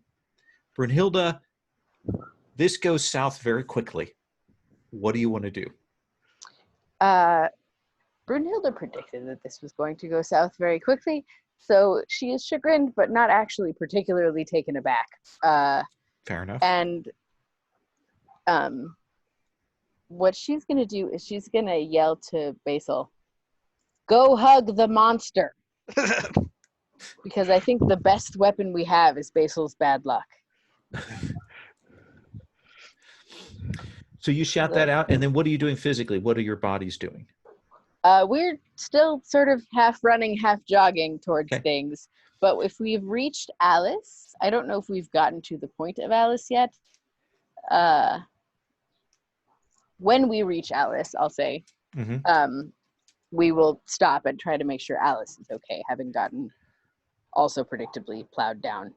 So by yeah, the monster. I think that's where we'll kind of cut back to Vincent, is when you get up to Alice, see that Alice is just knocked down, not seriously injured, and is getting back up. Vincent, I assume that gunshot wound probably brings everything into a certain clarity of focus here. Where did you get hit? Let's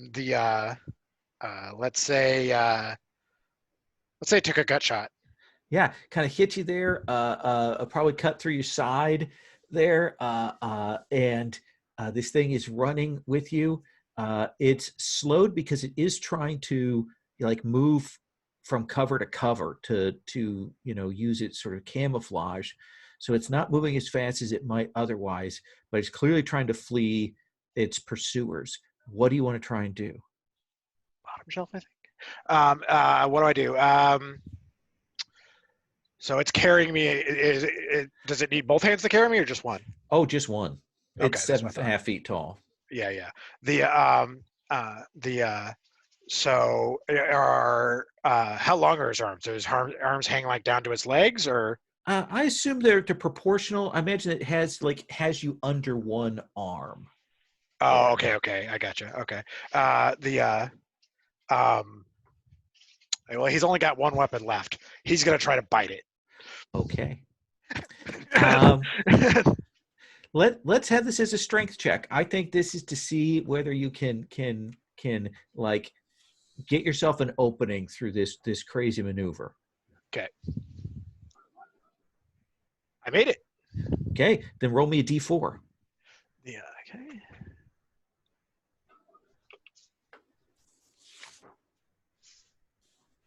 Four. So you bite into this thing, and you clearly hit some sensitive areas of this beast as you bite in, and get your molars in, and and it bellows and drops you to the ground. Okay. Trying to get you off of it, kind of pushing you away. And you hit the ground, kind of catch yourself. Let's come back to Basil. You've been kind of moving behind. You did that shot. Do you keep moving after you take that shot? After you hear Vincent cry out in pain? Yeah. I mean, I will curse, saying, what bad luck. But by the way, he shouted a word. Basil. Yeah. He couldn't see who fired, but he knows. but yeah, he'll get back up. He'll pick up the shield, and he'll kind of best as he can continue kind of, he's taking a beat on the sound, right, of Vinny yelling. So let me ask you this. Are you, with your shield out, playing it cautious to try and get up and follow it up, or are you rushing to try and get there to assist your friend Vincent? I think at this point he'll have the shield with him, but he's going to be more trying to kind of pick up the pace. All right. So this thing is a little bit exposed. You have a moment here. So let's have you make a dexterity save to see what kind of position you can get up to on this thing when it's still kind of out in the open and you can see it. All right. So again, I have to roll 2 here. I got it. I rolled an 8 and a 2. So both of those are successful. So there's a moment when your eyes kind of catch, you see some of the underbrush moving in a way like a body is rolling, invisible, and you'll see this thing, again, 7.5 feet tall, the sort of fur on it, these muscles. It has this weird kind of fur that changes color. It's clearly about to kind of step back behind cover and try and vanish. What do you want to do? Well, I think if I can get another shot off at it, I would try to take another shot. Then let's have you roll a d6.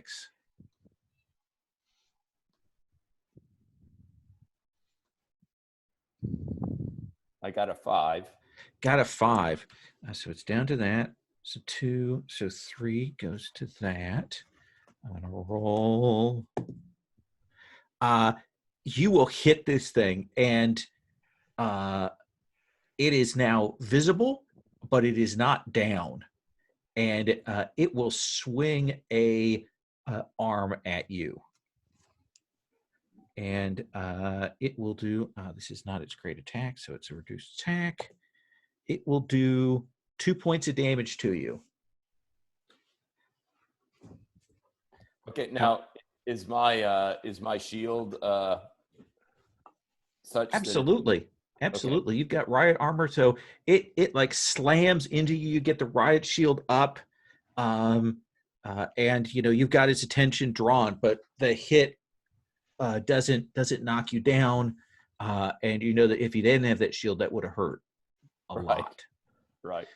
Alice, maybe 30, 40 feet away from you, see Basil come past, and then you see him stop, puts the shield up. You see him take that hit.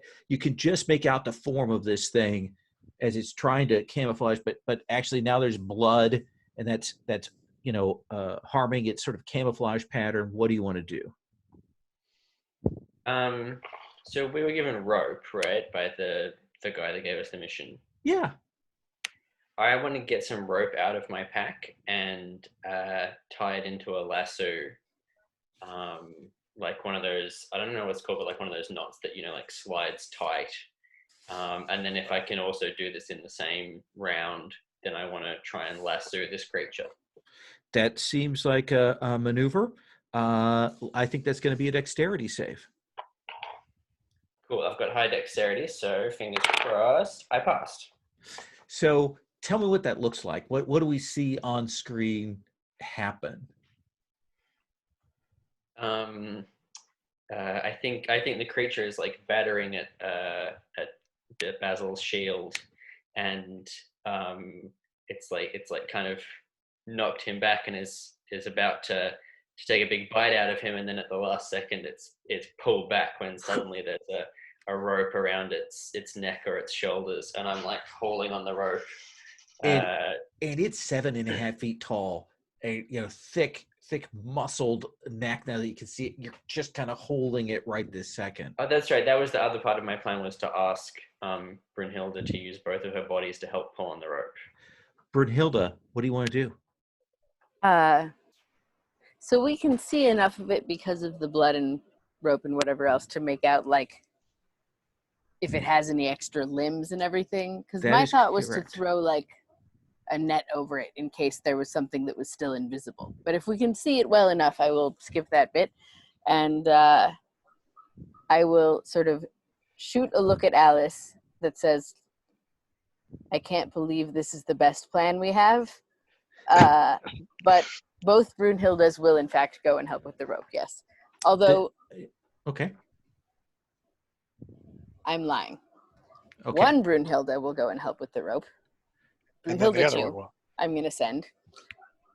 And I am going to pull out my gun. Okay. Because we all got one, right? Yep. And I'm going to point it at the thing and see if it responds. Because I don't know if it knows what a gun is. But maybe we could subdue it. Let's have you roll a strength roll, because it's just one of you making this strength test to kind of help out. Why don't you make a strength save for Brunhilde 2? Okay. Remind me how I do that. Roll a d20. You want under 12. 1 d20 for Brunhilde 2.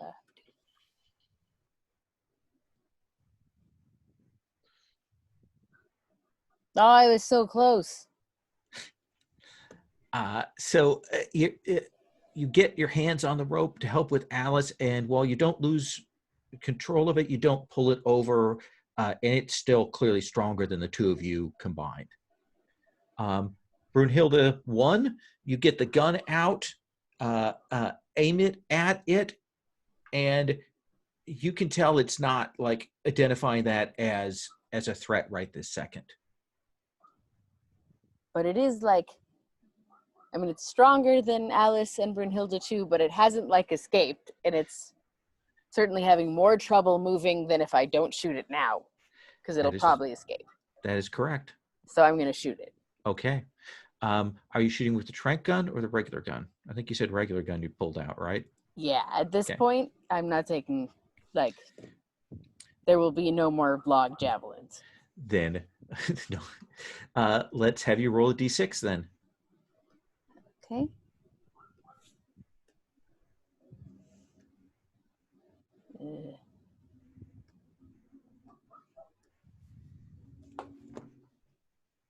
Oh. And Lowell, I got a 5. Okay. Okay. If it has to roll a save since it hit me with its arm, would my unluck? Absolutely. You are right up into position to cause a problem here. I told you to hug it. Good job. Okay. I mean, getting hit wasn't exactly the plan, but still. And it is literally that you are holding on to it, and your bad luck is affecting it because it needed an 8 or less, or it needed less than an 8, and I rolled an 8 and a 2. So that shot hits this thing, and it crumples to the ground,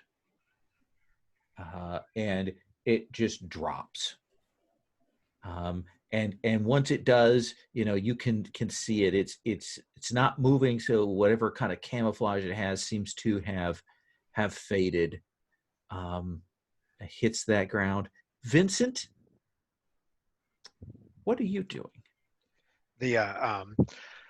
So he's been sitting on the ground spitting vile hair out out this whole time. But when he sees it drop, he'll which Brunhilde has the tranq gun? Brunhilde 1, I assume, right? Brunhilde? Yeah, I don't trust myself to aim Brunhilde 2. Okay. When he sees it drop, he'll run over to you and, like, I'm assuming it's like on your belt or something, and he'll pull the tranq gun out of your belt. And now you see the tranq gun pointing at the prone creature on the ground. I'm all in favor. Like, the more people who can fend this thing off, the better. Ordinarily, I would think it was quite rude for you to just come and snatch something. But in this particular circumstance, I'm just going to go with it. I'm keeping my gun out, too. I don't trust that this thing is fully downed. Like, it's been plowing through our teammates. So, tranq away. Vincent, you wanna pop? He's not actually going to fire. He's just, like, holding on it, and if it moves, he's going to... Yeah. It lays there, and you can see it kind of shiver. You'll see it has that same pink foaminess around its mouth, and after a bit, it just kind of like stops breathing. Okay.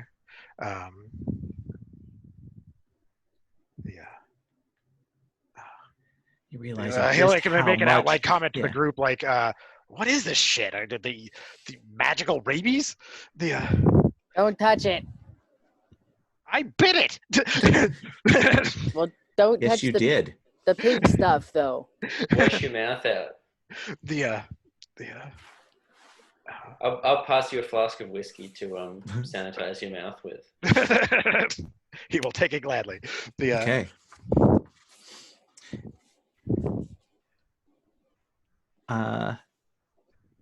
And you can rinse your mouth out.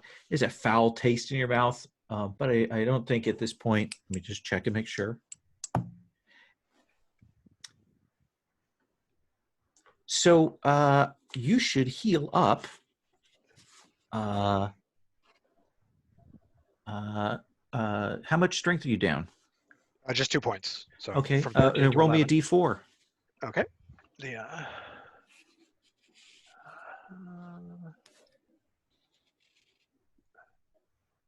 4 again. Oh yeah, you heal all your strength back up miraculously, and your hit points go back up to full. You feel actually quite good. That is suspicious. Alice, you will see your flask sitting on the ground a while later, empty.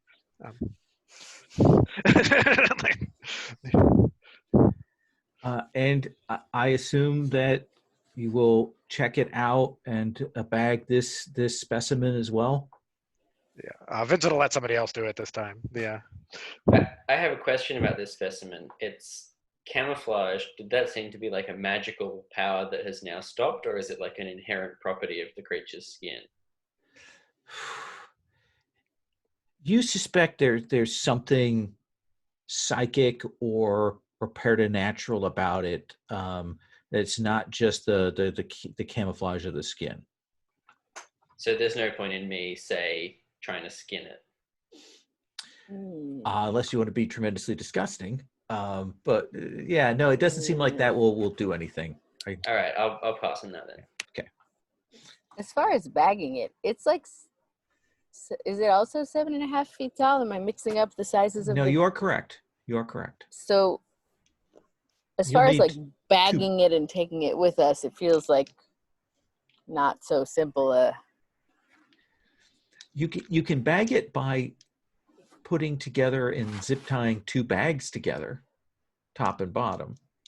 I mean, is it necessary to take the whole thing with us? Can we like take pictures and like a sample of the pink stuff and some fur? You know what I mean? Like, is there... Well, what you did with the previous creature was you took pictures, Right. you bagged it, and you marked it on the map where you left the body. Oh, that's right. I forgot. I remembered the pictures and I forgot about marking on the map. Okay, that seems reasonable. Okay. I will, I mean, preferably leave it to other people, but if no one is Right. doing it, I will join in. Yeah. While you guys are doing that, the flask will bob off and go find its phone and gun and clothes. Like, Yeah, you can go and grab that. Basil, anything you're doing here I should know about? I mean, I think Basil would again be, kind of doing what he did with the previous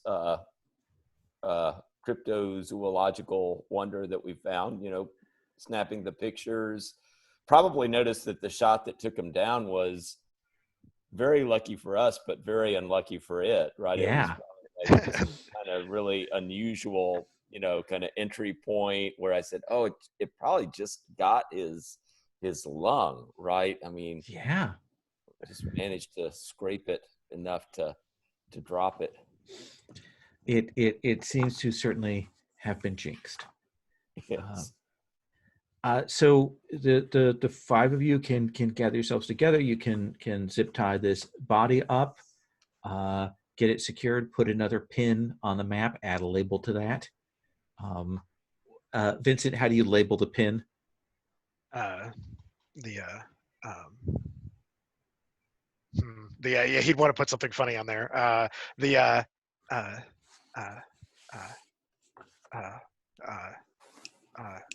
Not quite invisible fucker. That seems fair. Vincent's going to get an email at the end of the month. It's like, your Google Maps timeline summary for this Yes. month. Dead cryptid here, dead cryptid here. If it's too late to have done this, it's okay. But Sure. my thought is that when Vinny went, like when the flask bobbed off, as it were, did any of us, like, it was pretty chaotic. Did we really concretely see that he bit this thing? I don't think so. Okay, because I was going to say... He did outright say it at one point, though, because you said not to get near it, and he said, I bit it. Oh, I wasn't sure if that was in character or out of character. No, that was in character, yeah. Okay. Great. So in that case, I'm just going to sort of like murmur to the others, maybe we should just keep an... I don't know what you say about invisible people, but like, if he bit the monster with the foamy mouth, that's the second foamy mouth thing we've found, we should just, pay attention in case anything weird starts to happen. Weirder. Yep, I'm definitely going to keep a close eye on him. I think Here. Basil's Basil's going to take out his phone and send a message to Odd. Any kind of, I guess we would have like an Odd contact. It'll be a text message accompanied by one of the photos of the pink foam, and just say, second cryptozoological being with strange pink foam. Any ideas? Question mark.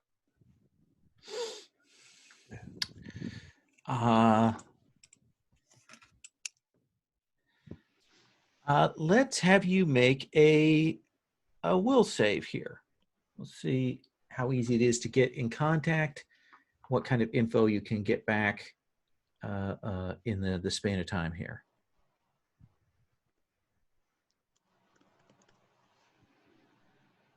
They were both 15s, and what is my will?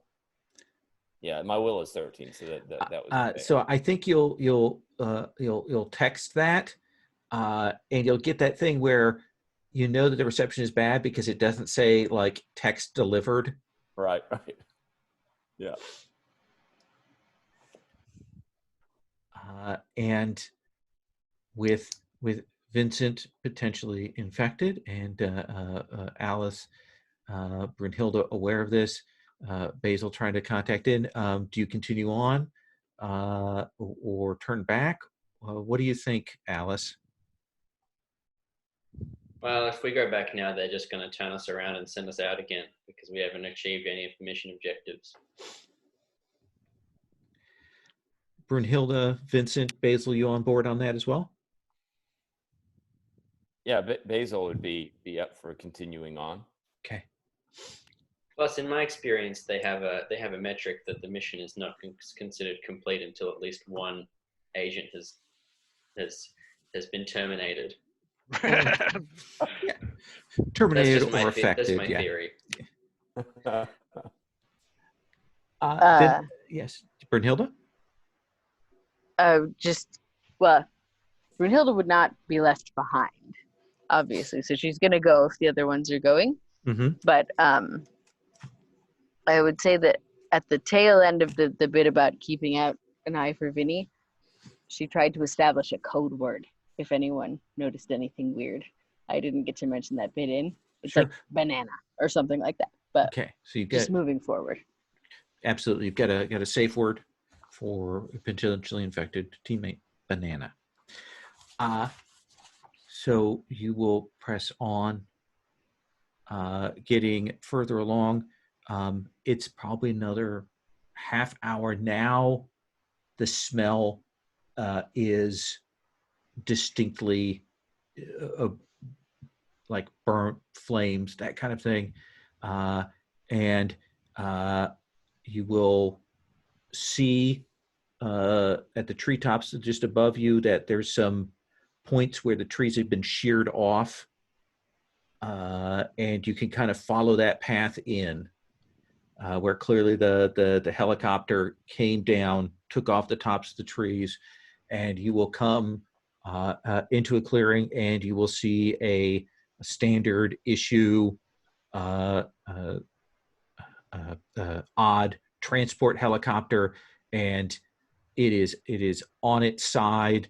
The rotors are broken off. There's probably one of those that's embedded in a tree across the way. You can see that there's a smoldering fire. It doesn't look like the gas has gone up, but there's kind of this sparking low-level electrical fire that has caught the plastic and stuff in this thing. Basil, let's say that you're the first one to kind of break the tree line and see this. What do you want to do?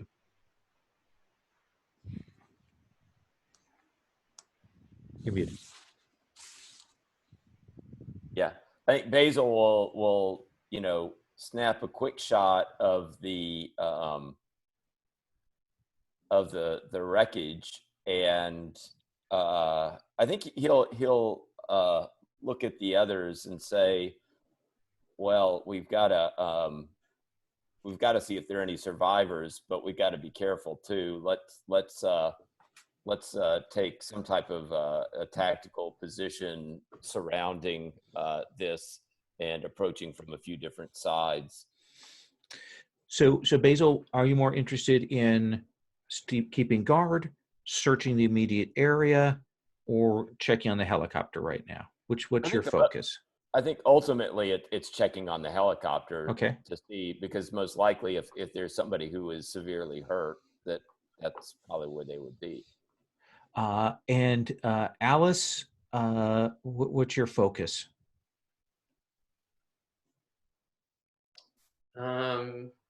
I guess while the others are investigating the helicopter, I'm going to be keeping an eye out around the perimeter for anything approaching it. Doing a security sweep. Brunhilde, what about you? Checking the local area, perimeter work, helicopter? Well, I was going to do what Alice is doing, but since Alice is already doing it, I have to think of something else really quickly. I think Brunhilde is just like, where's Vincent exactly in relation to Brunhilde? Well, Vincent's put his pants back on, I So assume. you can see him again. Yeah, he has at this point. They're stumbling a little bit. He's a little bit drunk. Yeah, he's just sort of. It looks like it's kind of hard to. Yeah, I know he has all his clothes on, so so you can see his head and everything. So he seems to be trying to peer into the helicopter without getting too close to it, to the fire and stuff. But he's trying to like see if he can see anybody moving or. Yeah. Okay, so I think what Brunhilde is really doing is keeping an eye on Vinny. Okay. Because she would prefer for him not to turn into a foaming monster. Absolutely. Let's kind of do this in reverse order then. Vincent, can I have you make a strength save? Sure.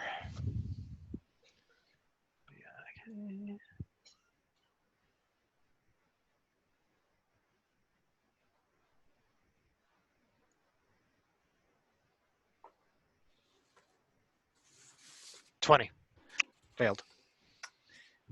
So,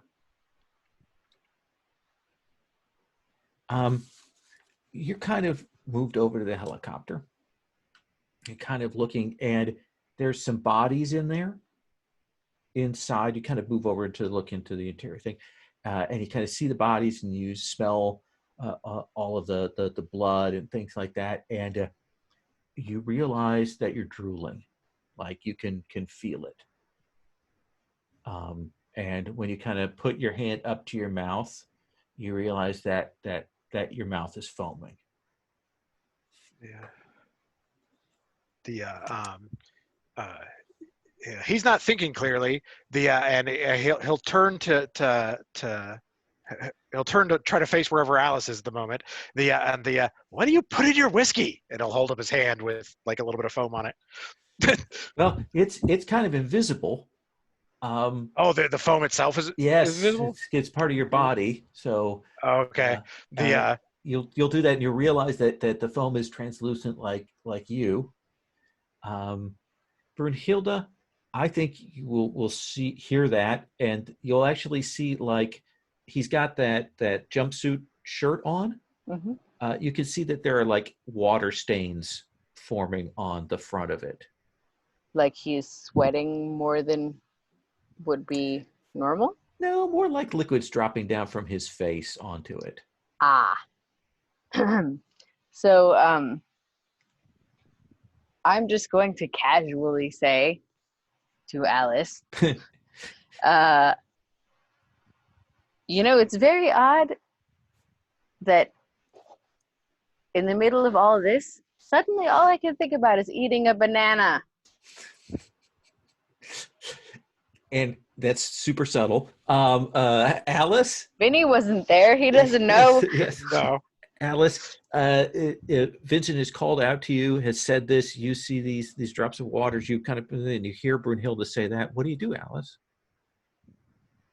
I'm going to just like approach Vinny carefully and say, are you feeling all right, Vinny?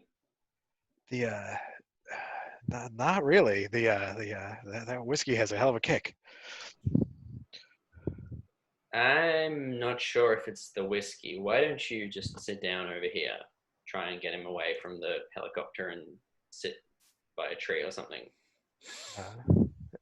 He seems pretty pliable at the moment, so he'll kind of go wherever you push him. Kind of move along. We'll come back to that tableau in just a moment. Basil, you will know it was a team of 4. You look interior, 3 bodies inside, and at a glance you can see that it looks like another body away at the tree line. The thing that you will see is, just kind of move over to the cockpit, that will tell you how this went down. Is there is a tree branch that's through the front canopy of the helicopter, and it has gone through the pilot at like a upward angle, very much similar to your first javelin throwing friend's strike. Yeah, that was what I was going to ask. Is there was a similarity. All right, and the like these bodies in the helicopter, they all look dead. I mean, I'll go. Yeah. Okay. I think I will kind of look around in the helicopter to see any kind of equipment or anything that's located in here, any odd equipment. Absolutely. Let me have you roll me a d20. Is this one where I have to roll double? Or... No. This is a random item roll. Okay. Take one of those away then, and I'll. 9. A 9. You will see, as you kind of look around, they have the standard issue pistols, but you will see one of the figures looks like an older woman, maybe a team leader. You can see that she's got like a side leather reinforced pouch. Kind of move over to it, open that up, and there is a bottle that looks old, and it's got like little arcane sigils on the outside of it. The bottle is opaque. It looks like sort of a white marble bottle with a stopper on it. And it definitely has the look of something that's sealed. Maybe it looks like to open it, there's actually kind of a pin kind of thing on it. Okay. So you can grab that. Other equipment looks very basic here. Yeah, I'd probably, if there are pistols there, I probably would do that. I'd probably take a few quick shots in there with my phone, just to take pictures of the unfortunate agents and the condition, so they can just see the condition, and especially I guess the agent that was hit with that javelin. Yeah, you can get that will essentially, it clears your first and primary and secondary objectives, possibly even the third at this point with that information. Vincent, let me ask you, what is the moment you realize that you've been infected with a, how do I best put this?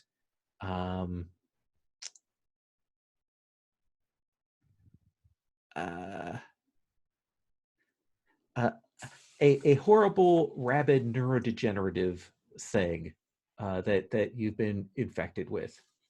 The magical rabies. Yes. So I'm sort of imagining like Alice took him to the side and like set him down on a log or something. A bit away from the helicopter. And he's been sitting there like trying to get his bearings. And he's like, he keeps wiping his mouth and there keeps being more foam and he's like, what is going on? It's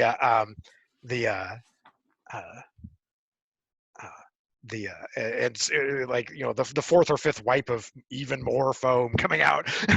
He's like, that's when it clicks. He starts looking at it. It's like, motherfucker. uh, uh, and then I am going to ask, what is Alice doing? Yeah. What is Alice doing? I'm going to offer Vinny some water, and say, how are you feeling? Uh, the uh, uh, the um, uh, the the glasses will look up at you, and you'll hear sort of a the better. Thanks. And he'll take a big swig of the water. And then he'll sort of put his head between his knees.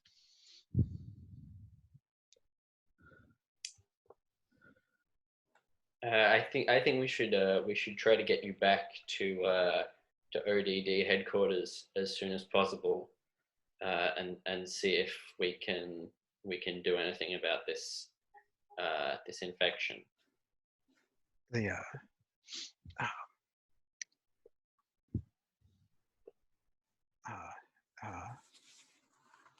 infection, yeah, infection, maybe. Yeah. We've completed our primary and secondary objectives, so I think we should head back and call for extraction.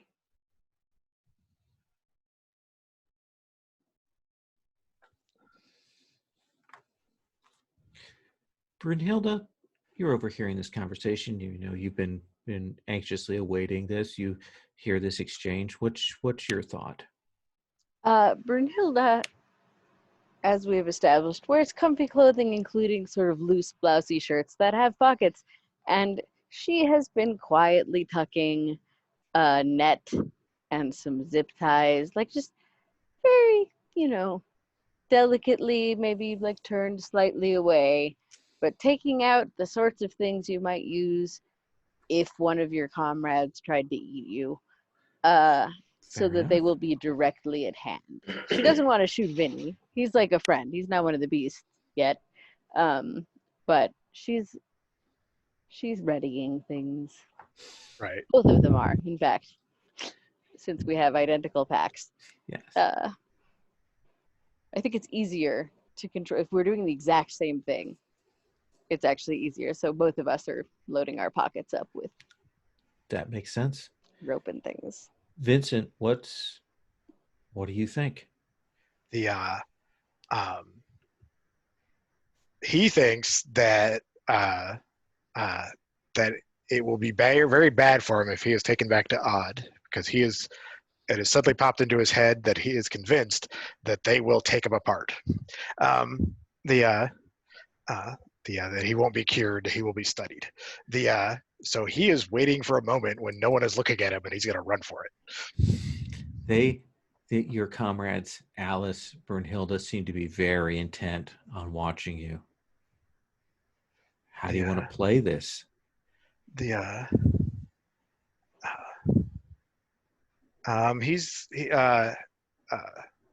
going to wait till they seem ready to go, like to actually, once everybody's done taking pictures and resting, when we're ready to actually leave.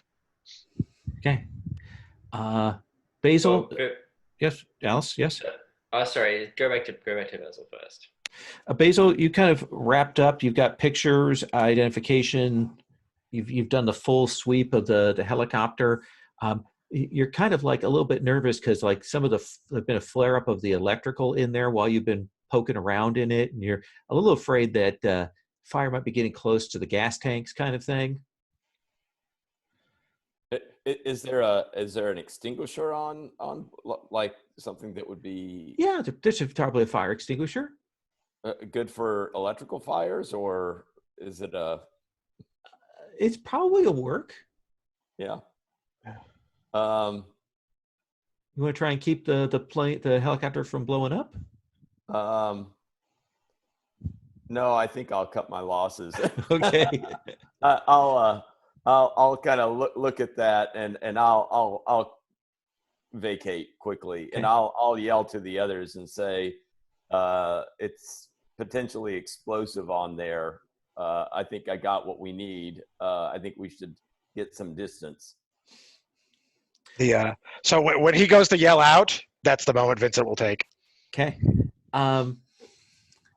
So let's do it this way. Vincent, let's have you make a dexterity check. Okay.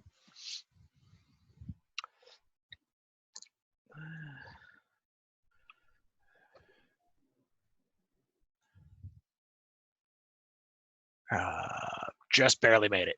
Just barely made it. So you're just barely getting up. Alice, when you kind of see that blur of motion, because Vincent hasn't had a chance to ditch the clothing, Basil does that shout. There's just a second when you're a little bit distracted, but Vincent is up and just a step or two away. You also know that Brunhilde is, both of them are kind of in position. What do you do, Alice? Do you say anything? Do you do anything? Vincent's trying to run. You have that sense, yes. And in fact, he's kind of gotten up and gotten a little bit of space to do that.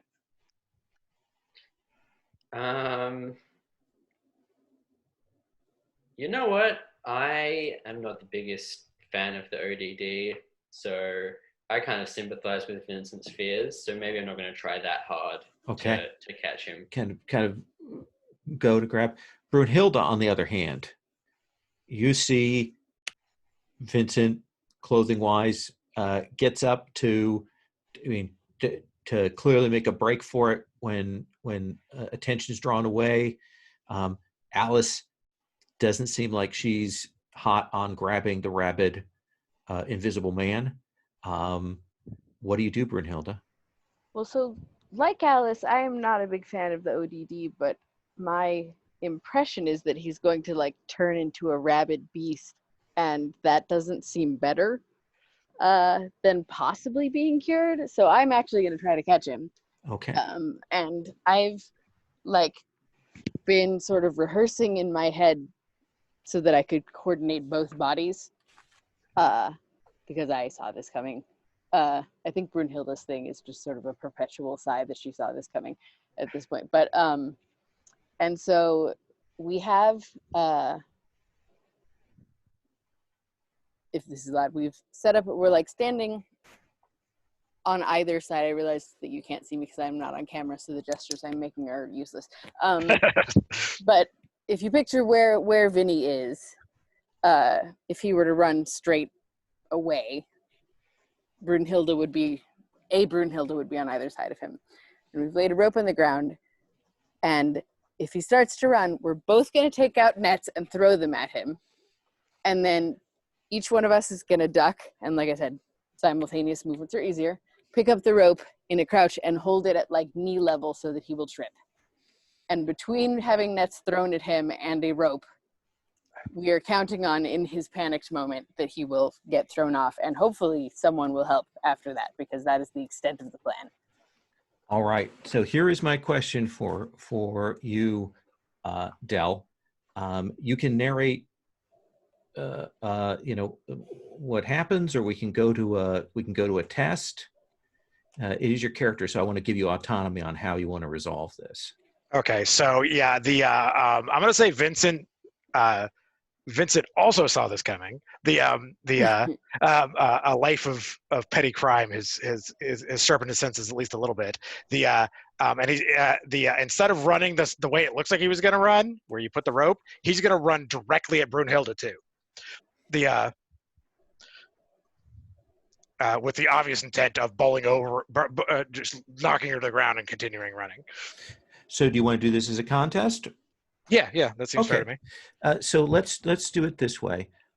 Let's do a contest of strength between both of you. Roll a strength roll, Vincent and Brunhilde, and we'll compare margins of success. Okay, seems fair. And that's a D20 again? Yep. Okay. Okay, I hope you roll bad, because I rolled exactly my strength. Is the magenta 9 a D20, right? Can I just re-roll that one, because I've lost track of who's or who's? Yeah, that's a D20, yeah. Yes.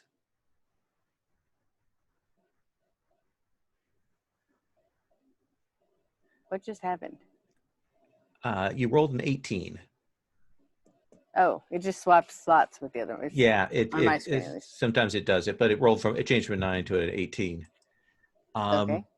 So, Oh no, I rolled 2 under my strength. I'm sorry, I forgot to move my strength back to 13. so Brunhilde, Vincent is up. You make a solid try. You get the net.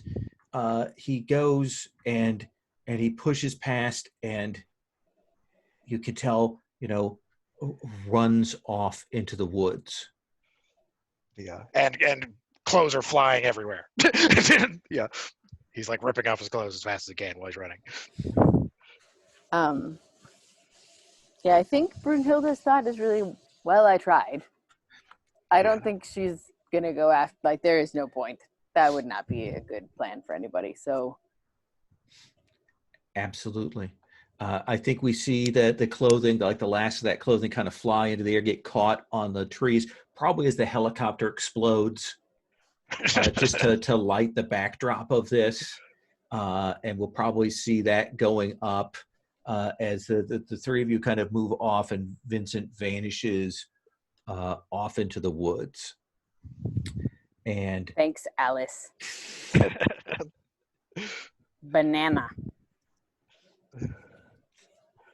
Yeah, probably my character's not saying this explicitly, but I kind of regret not trying harder, because now he's gone. It's like, oh yeah, he's probably gonna just have some sort of horrible fate of turning into a rabid monster. Indeed he is. I do want to point out one thing. He never gave you the trank gun back. That is true. Although I do have 2 pistols. Yeah. Between the 2 of me. all right. So I think that's the end of that particular mission. And you will go back.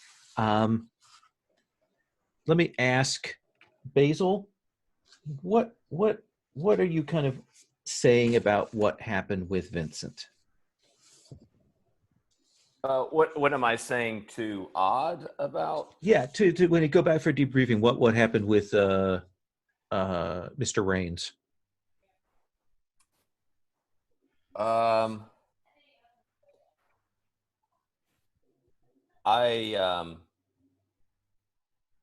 say, I'm not a expert on rabies, but I think that there's some type of thing spreading among the beasts in that area, and unfortunately, I think Vinny succumbed to what was floating around in that area. Very unlucky for him. It was just really a sequence of really bad luck, I think, that befell him. They make note of that. They ask for the exact parameters of your bad luck, all of that kind of thing. Do you turn in the item that you found? Well, I don't think I'm going to withhold it from them. Okay. I think I would, express curiosity, say, I retrieved, I showed them the pictures. Oh, yes. Retrieved these bullets, but I think I would also, ask them if they know what this is. Yeah, that's a portable miasma standard issue Arcana equipment. If you return that in, we'll make sure that you get a free requisition on your next mission. Okay. Would they let me use it on my next mission? If you wish to take that as the item for the next mission, certainly, or we'll give you a choice of other items. Do you know what this thing does? Absolutely. What does it do? It releases a hungry, devouring cloud of miasma. That would be most unfortunate. Mm-hmm. I'll turn it in. I'll say. Okay. You can tell they're a little nervous that you have it in your hands, kind of thing. Right. Maybe you want to set that on the table. Move away from it, and any of those things would be good. Alice, when they ask you about what happened with Vincent, what do you say?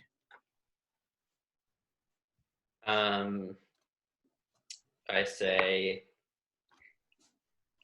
he got infected and then he went to run. I tried to stop him.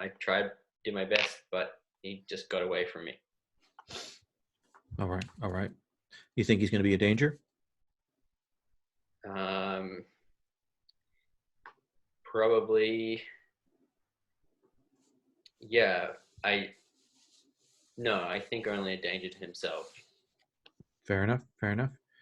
And then Brunhilde, when they come to talk to you two, and they ask about Vincent, what do you say? Sorry, forgot I was muted. I think both Brunhildes sort of narrow their eyes at the person. Like, you know, they were experimented on in a way that they obviously didn't anticipate, and they suspect that the people here at O.D.D knew exactly what was going on in that stupid forest. And so you hear in stereo, what do you think happened to Vincent? Well, we heard from the others who just wanted your assessment on the situation. My assessment is that you sent 3.5 untrained, like, lab rats, essentially, into a forest full of monsters with barely any instruction, one of whom you had cursed. And yeah, something went wrong. Do you think that Vincent is going to pose a danger to the general public? I mean, I think you pose a danger to the general public. Why are you so calm about this? Vincent, like, do you care? We do. That's why we're asking you what your assessment is. Both Brunhildes just glare. All right. Let me tell you three survivors how you do advancement. And then I want to get Vincent to give me an epilogue here. Okay. Roll a d6. If that d6 is higher than your hit points, then you use that new number for your hit points. Okay. Yeah. And then for your ability scores, roll a d20 for your strength. If you roll above your strength, then you can add 1 to your strength. And essentially, you're going to do that for each one until you get at least 1 advancement. Okay. So you're only going to advance 1 stat possible, but you're definitely going to advance 1. You're just going to see which one you're going to have go up. Right. Gotcha. Okay. So. And Vincent, let's have your epilogue for our rabid invisible man here. So yeah, he's gonna go running off into the woods. And he's gonna go hide. And then when he's pretty sure they're gone, he's gonna come back to the helicopter wreck to confirm they're gone. And then he's gonna realize that was a really stupid idea to run. In a lifetime of bad choices.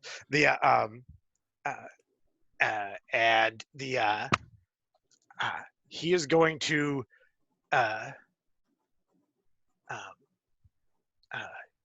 at this point, what he wants to try to do is get back in contact with Odd, because he realized what he did was dumb. Like he'll like see if he can find if there's anything left of the radio for the helicopter, or if somebody left behind a phone. And he's gonna mess it and try to get a hold of Odd. And failing that, yeah. Well, tell me what happens. Do you get a hold of Odd, and do they try to get you in a better position, or are they rat bastards?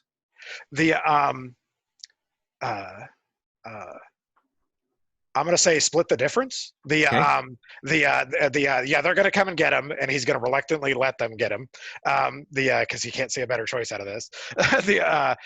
And they are gonna experiment on him for probably a bit, like a week or two at least. They're going to let him go full rabid. Whatever happens to him, they want to see the full extent of it, and then they're going to try curing him. And I'm going to say the cure works, but with some drawback. Okay. Yeah, we'll figure out the drawback next time. Does that seem reasonable? Yeah. Okay. So that is the mission. We have another session next week. I usually do thorns, wishes, roses, and all of that after the second session. Are there any questions? Anything anybody wants to hit up here before we wrap this session? I'm good. Thanks for running it. Had a great time. Yeah, it was fun. Yeah, it's a fun little system. I think it's. We'll definitely go through and talk about do the full debrief after session 2. And if anybody has anything they want to definitely change up about their character, if they're unhappy with the playbook they got or whatever, we can certainly do those changes and we can negotiate about that. And we'll start out next time by talking about how we want to play out the rehabilitation of Vincent down the road. Does that sound okay? Yes.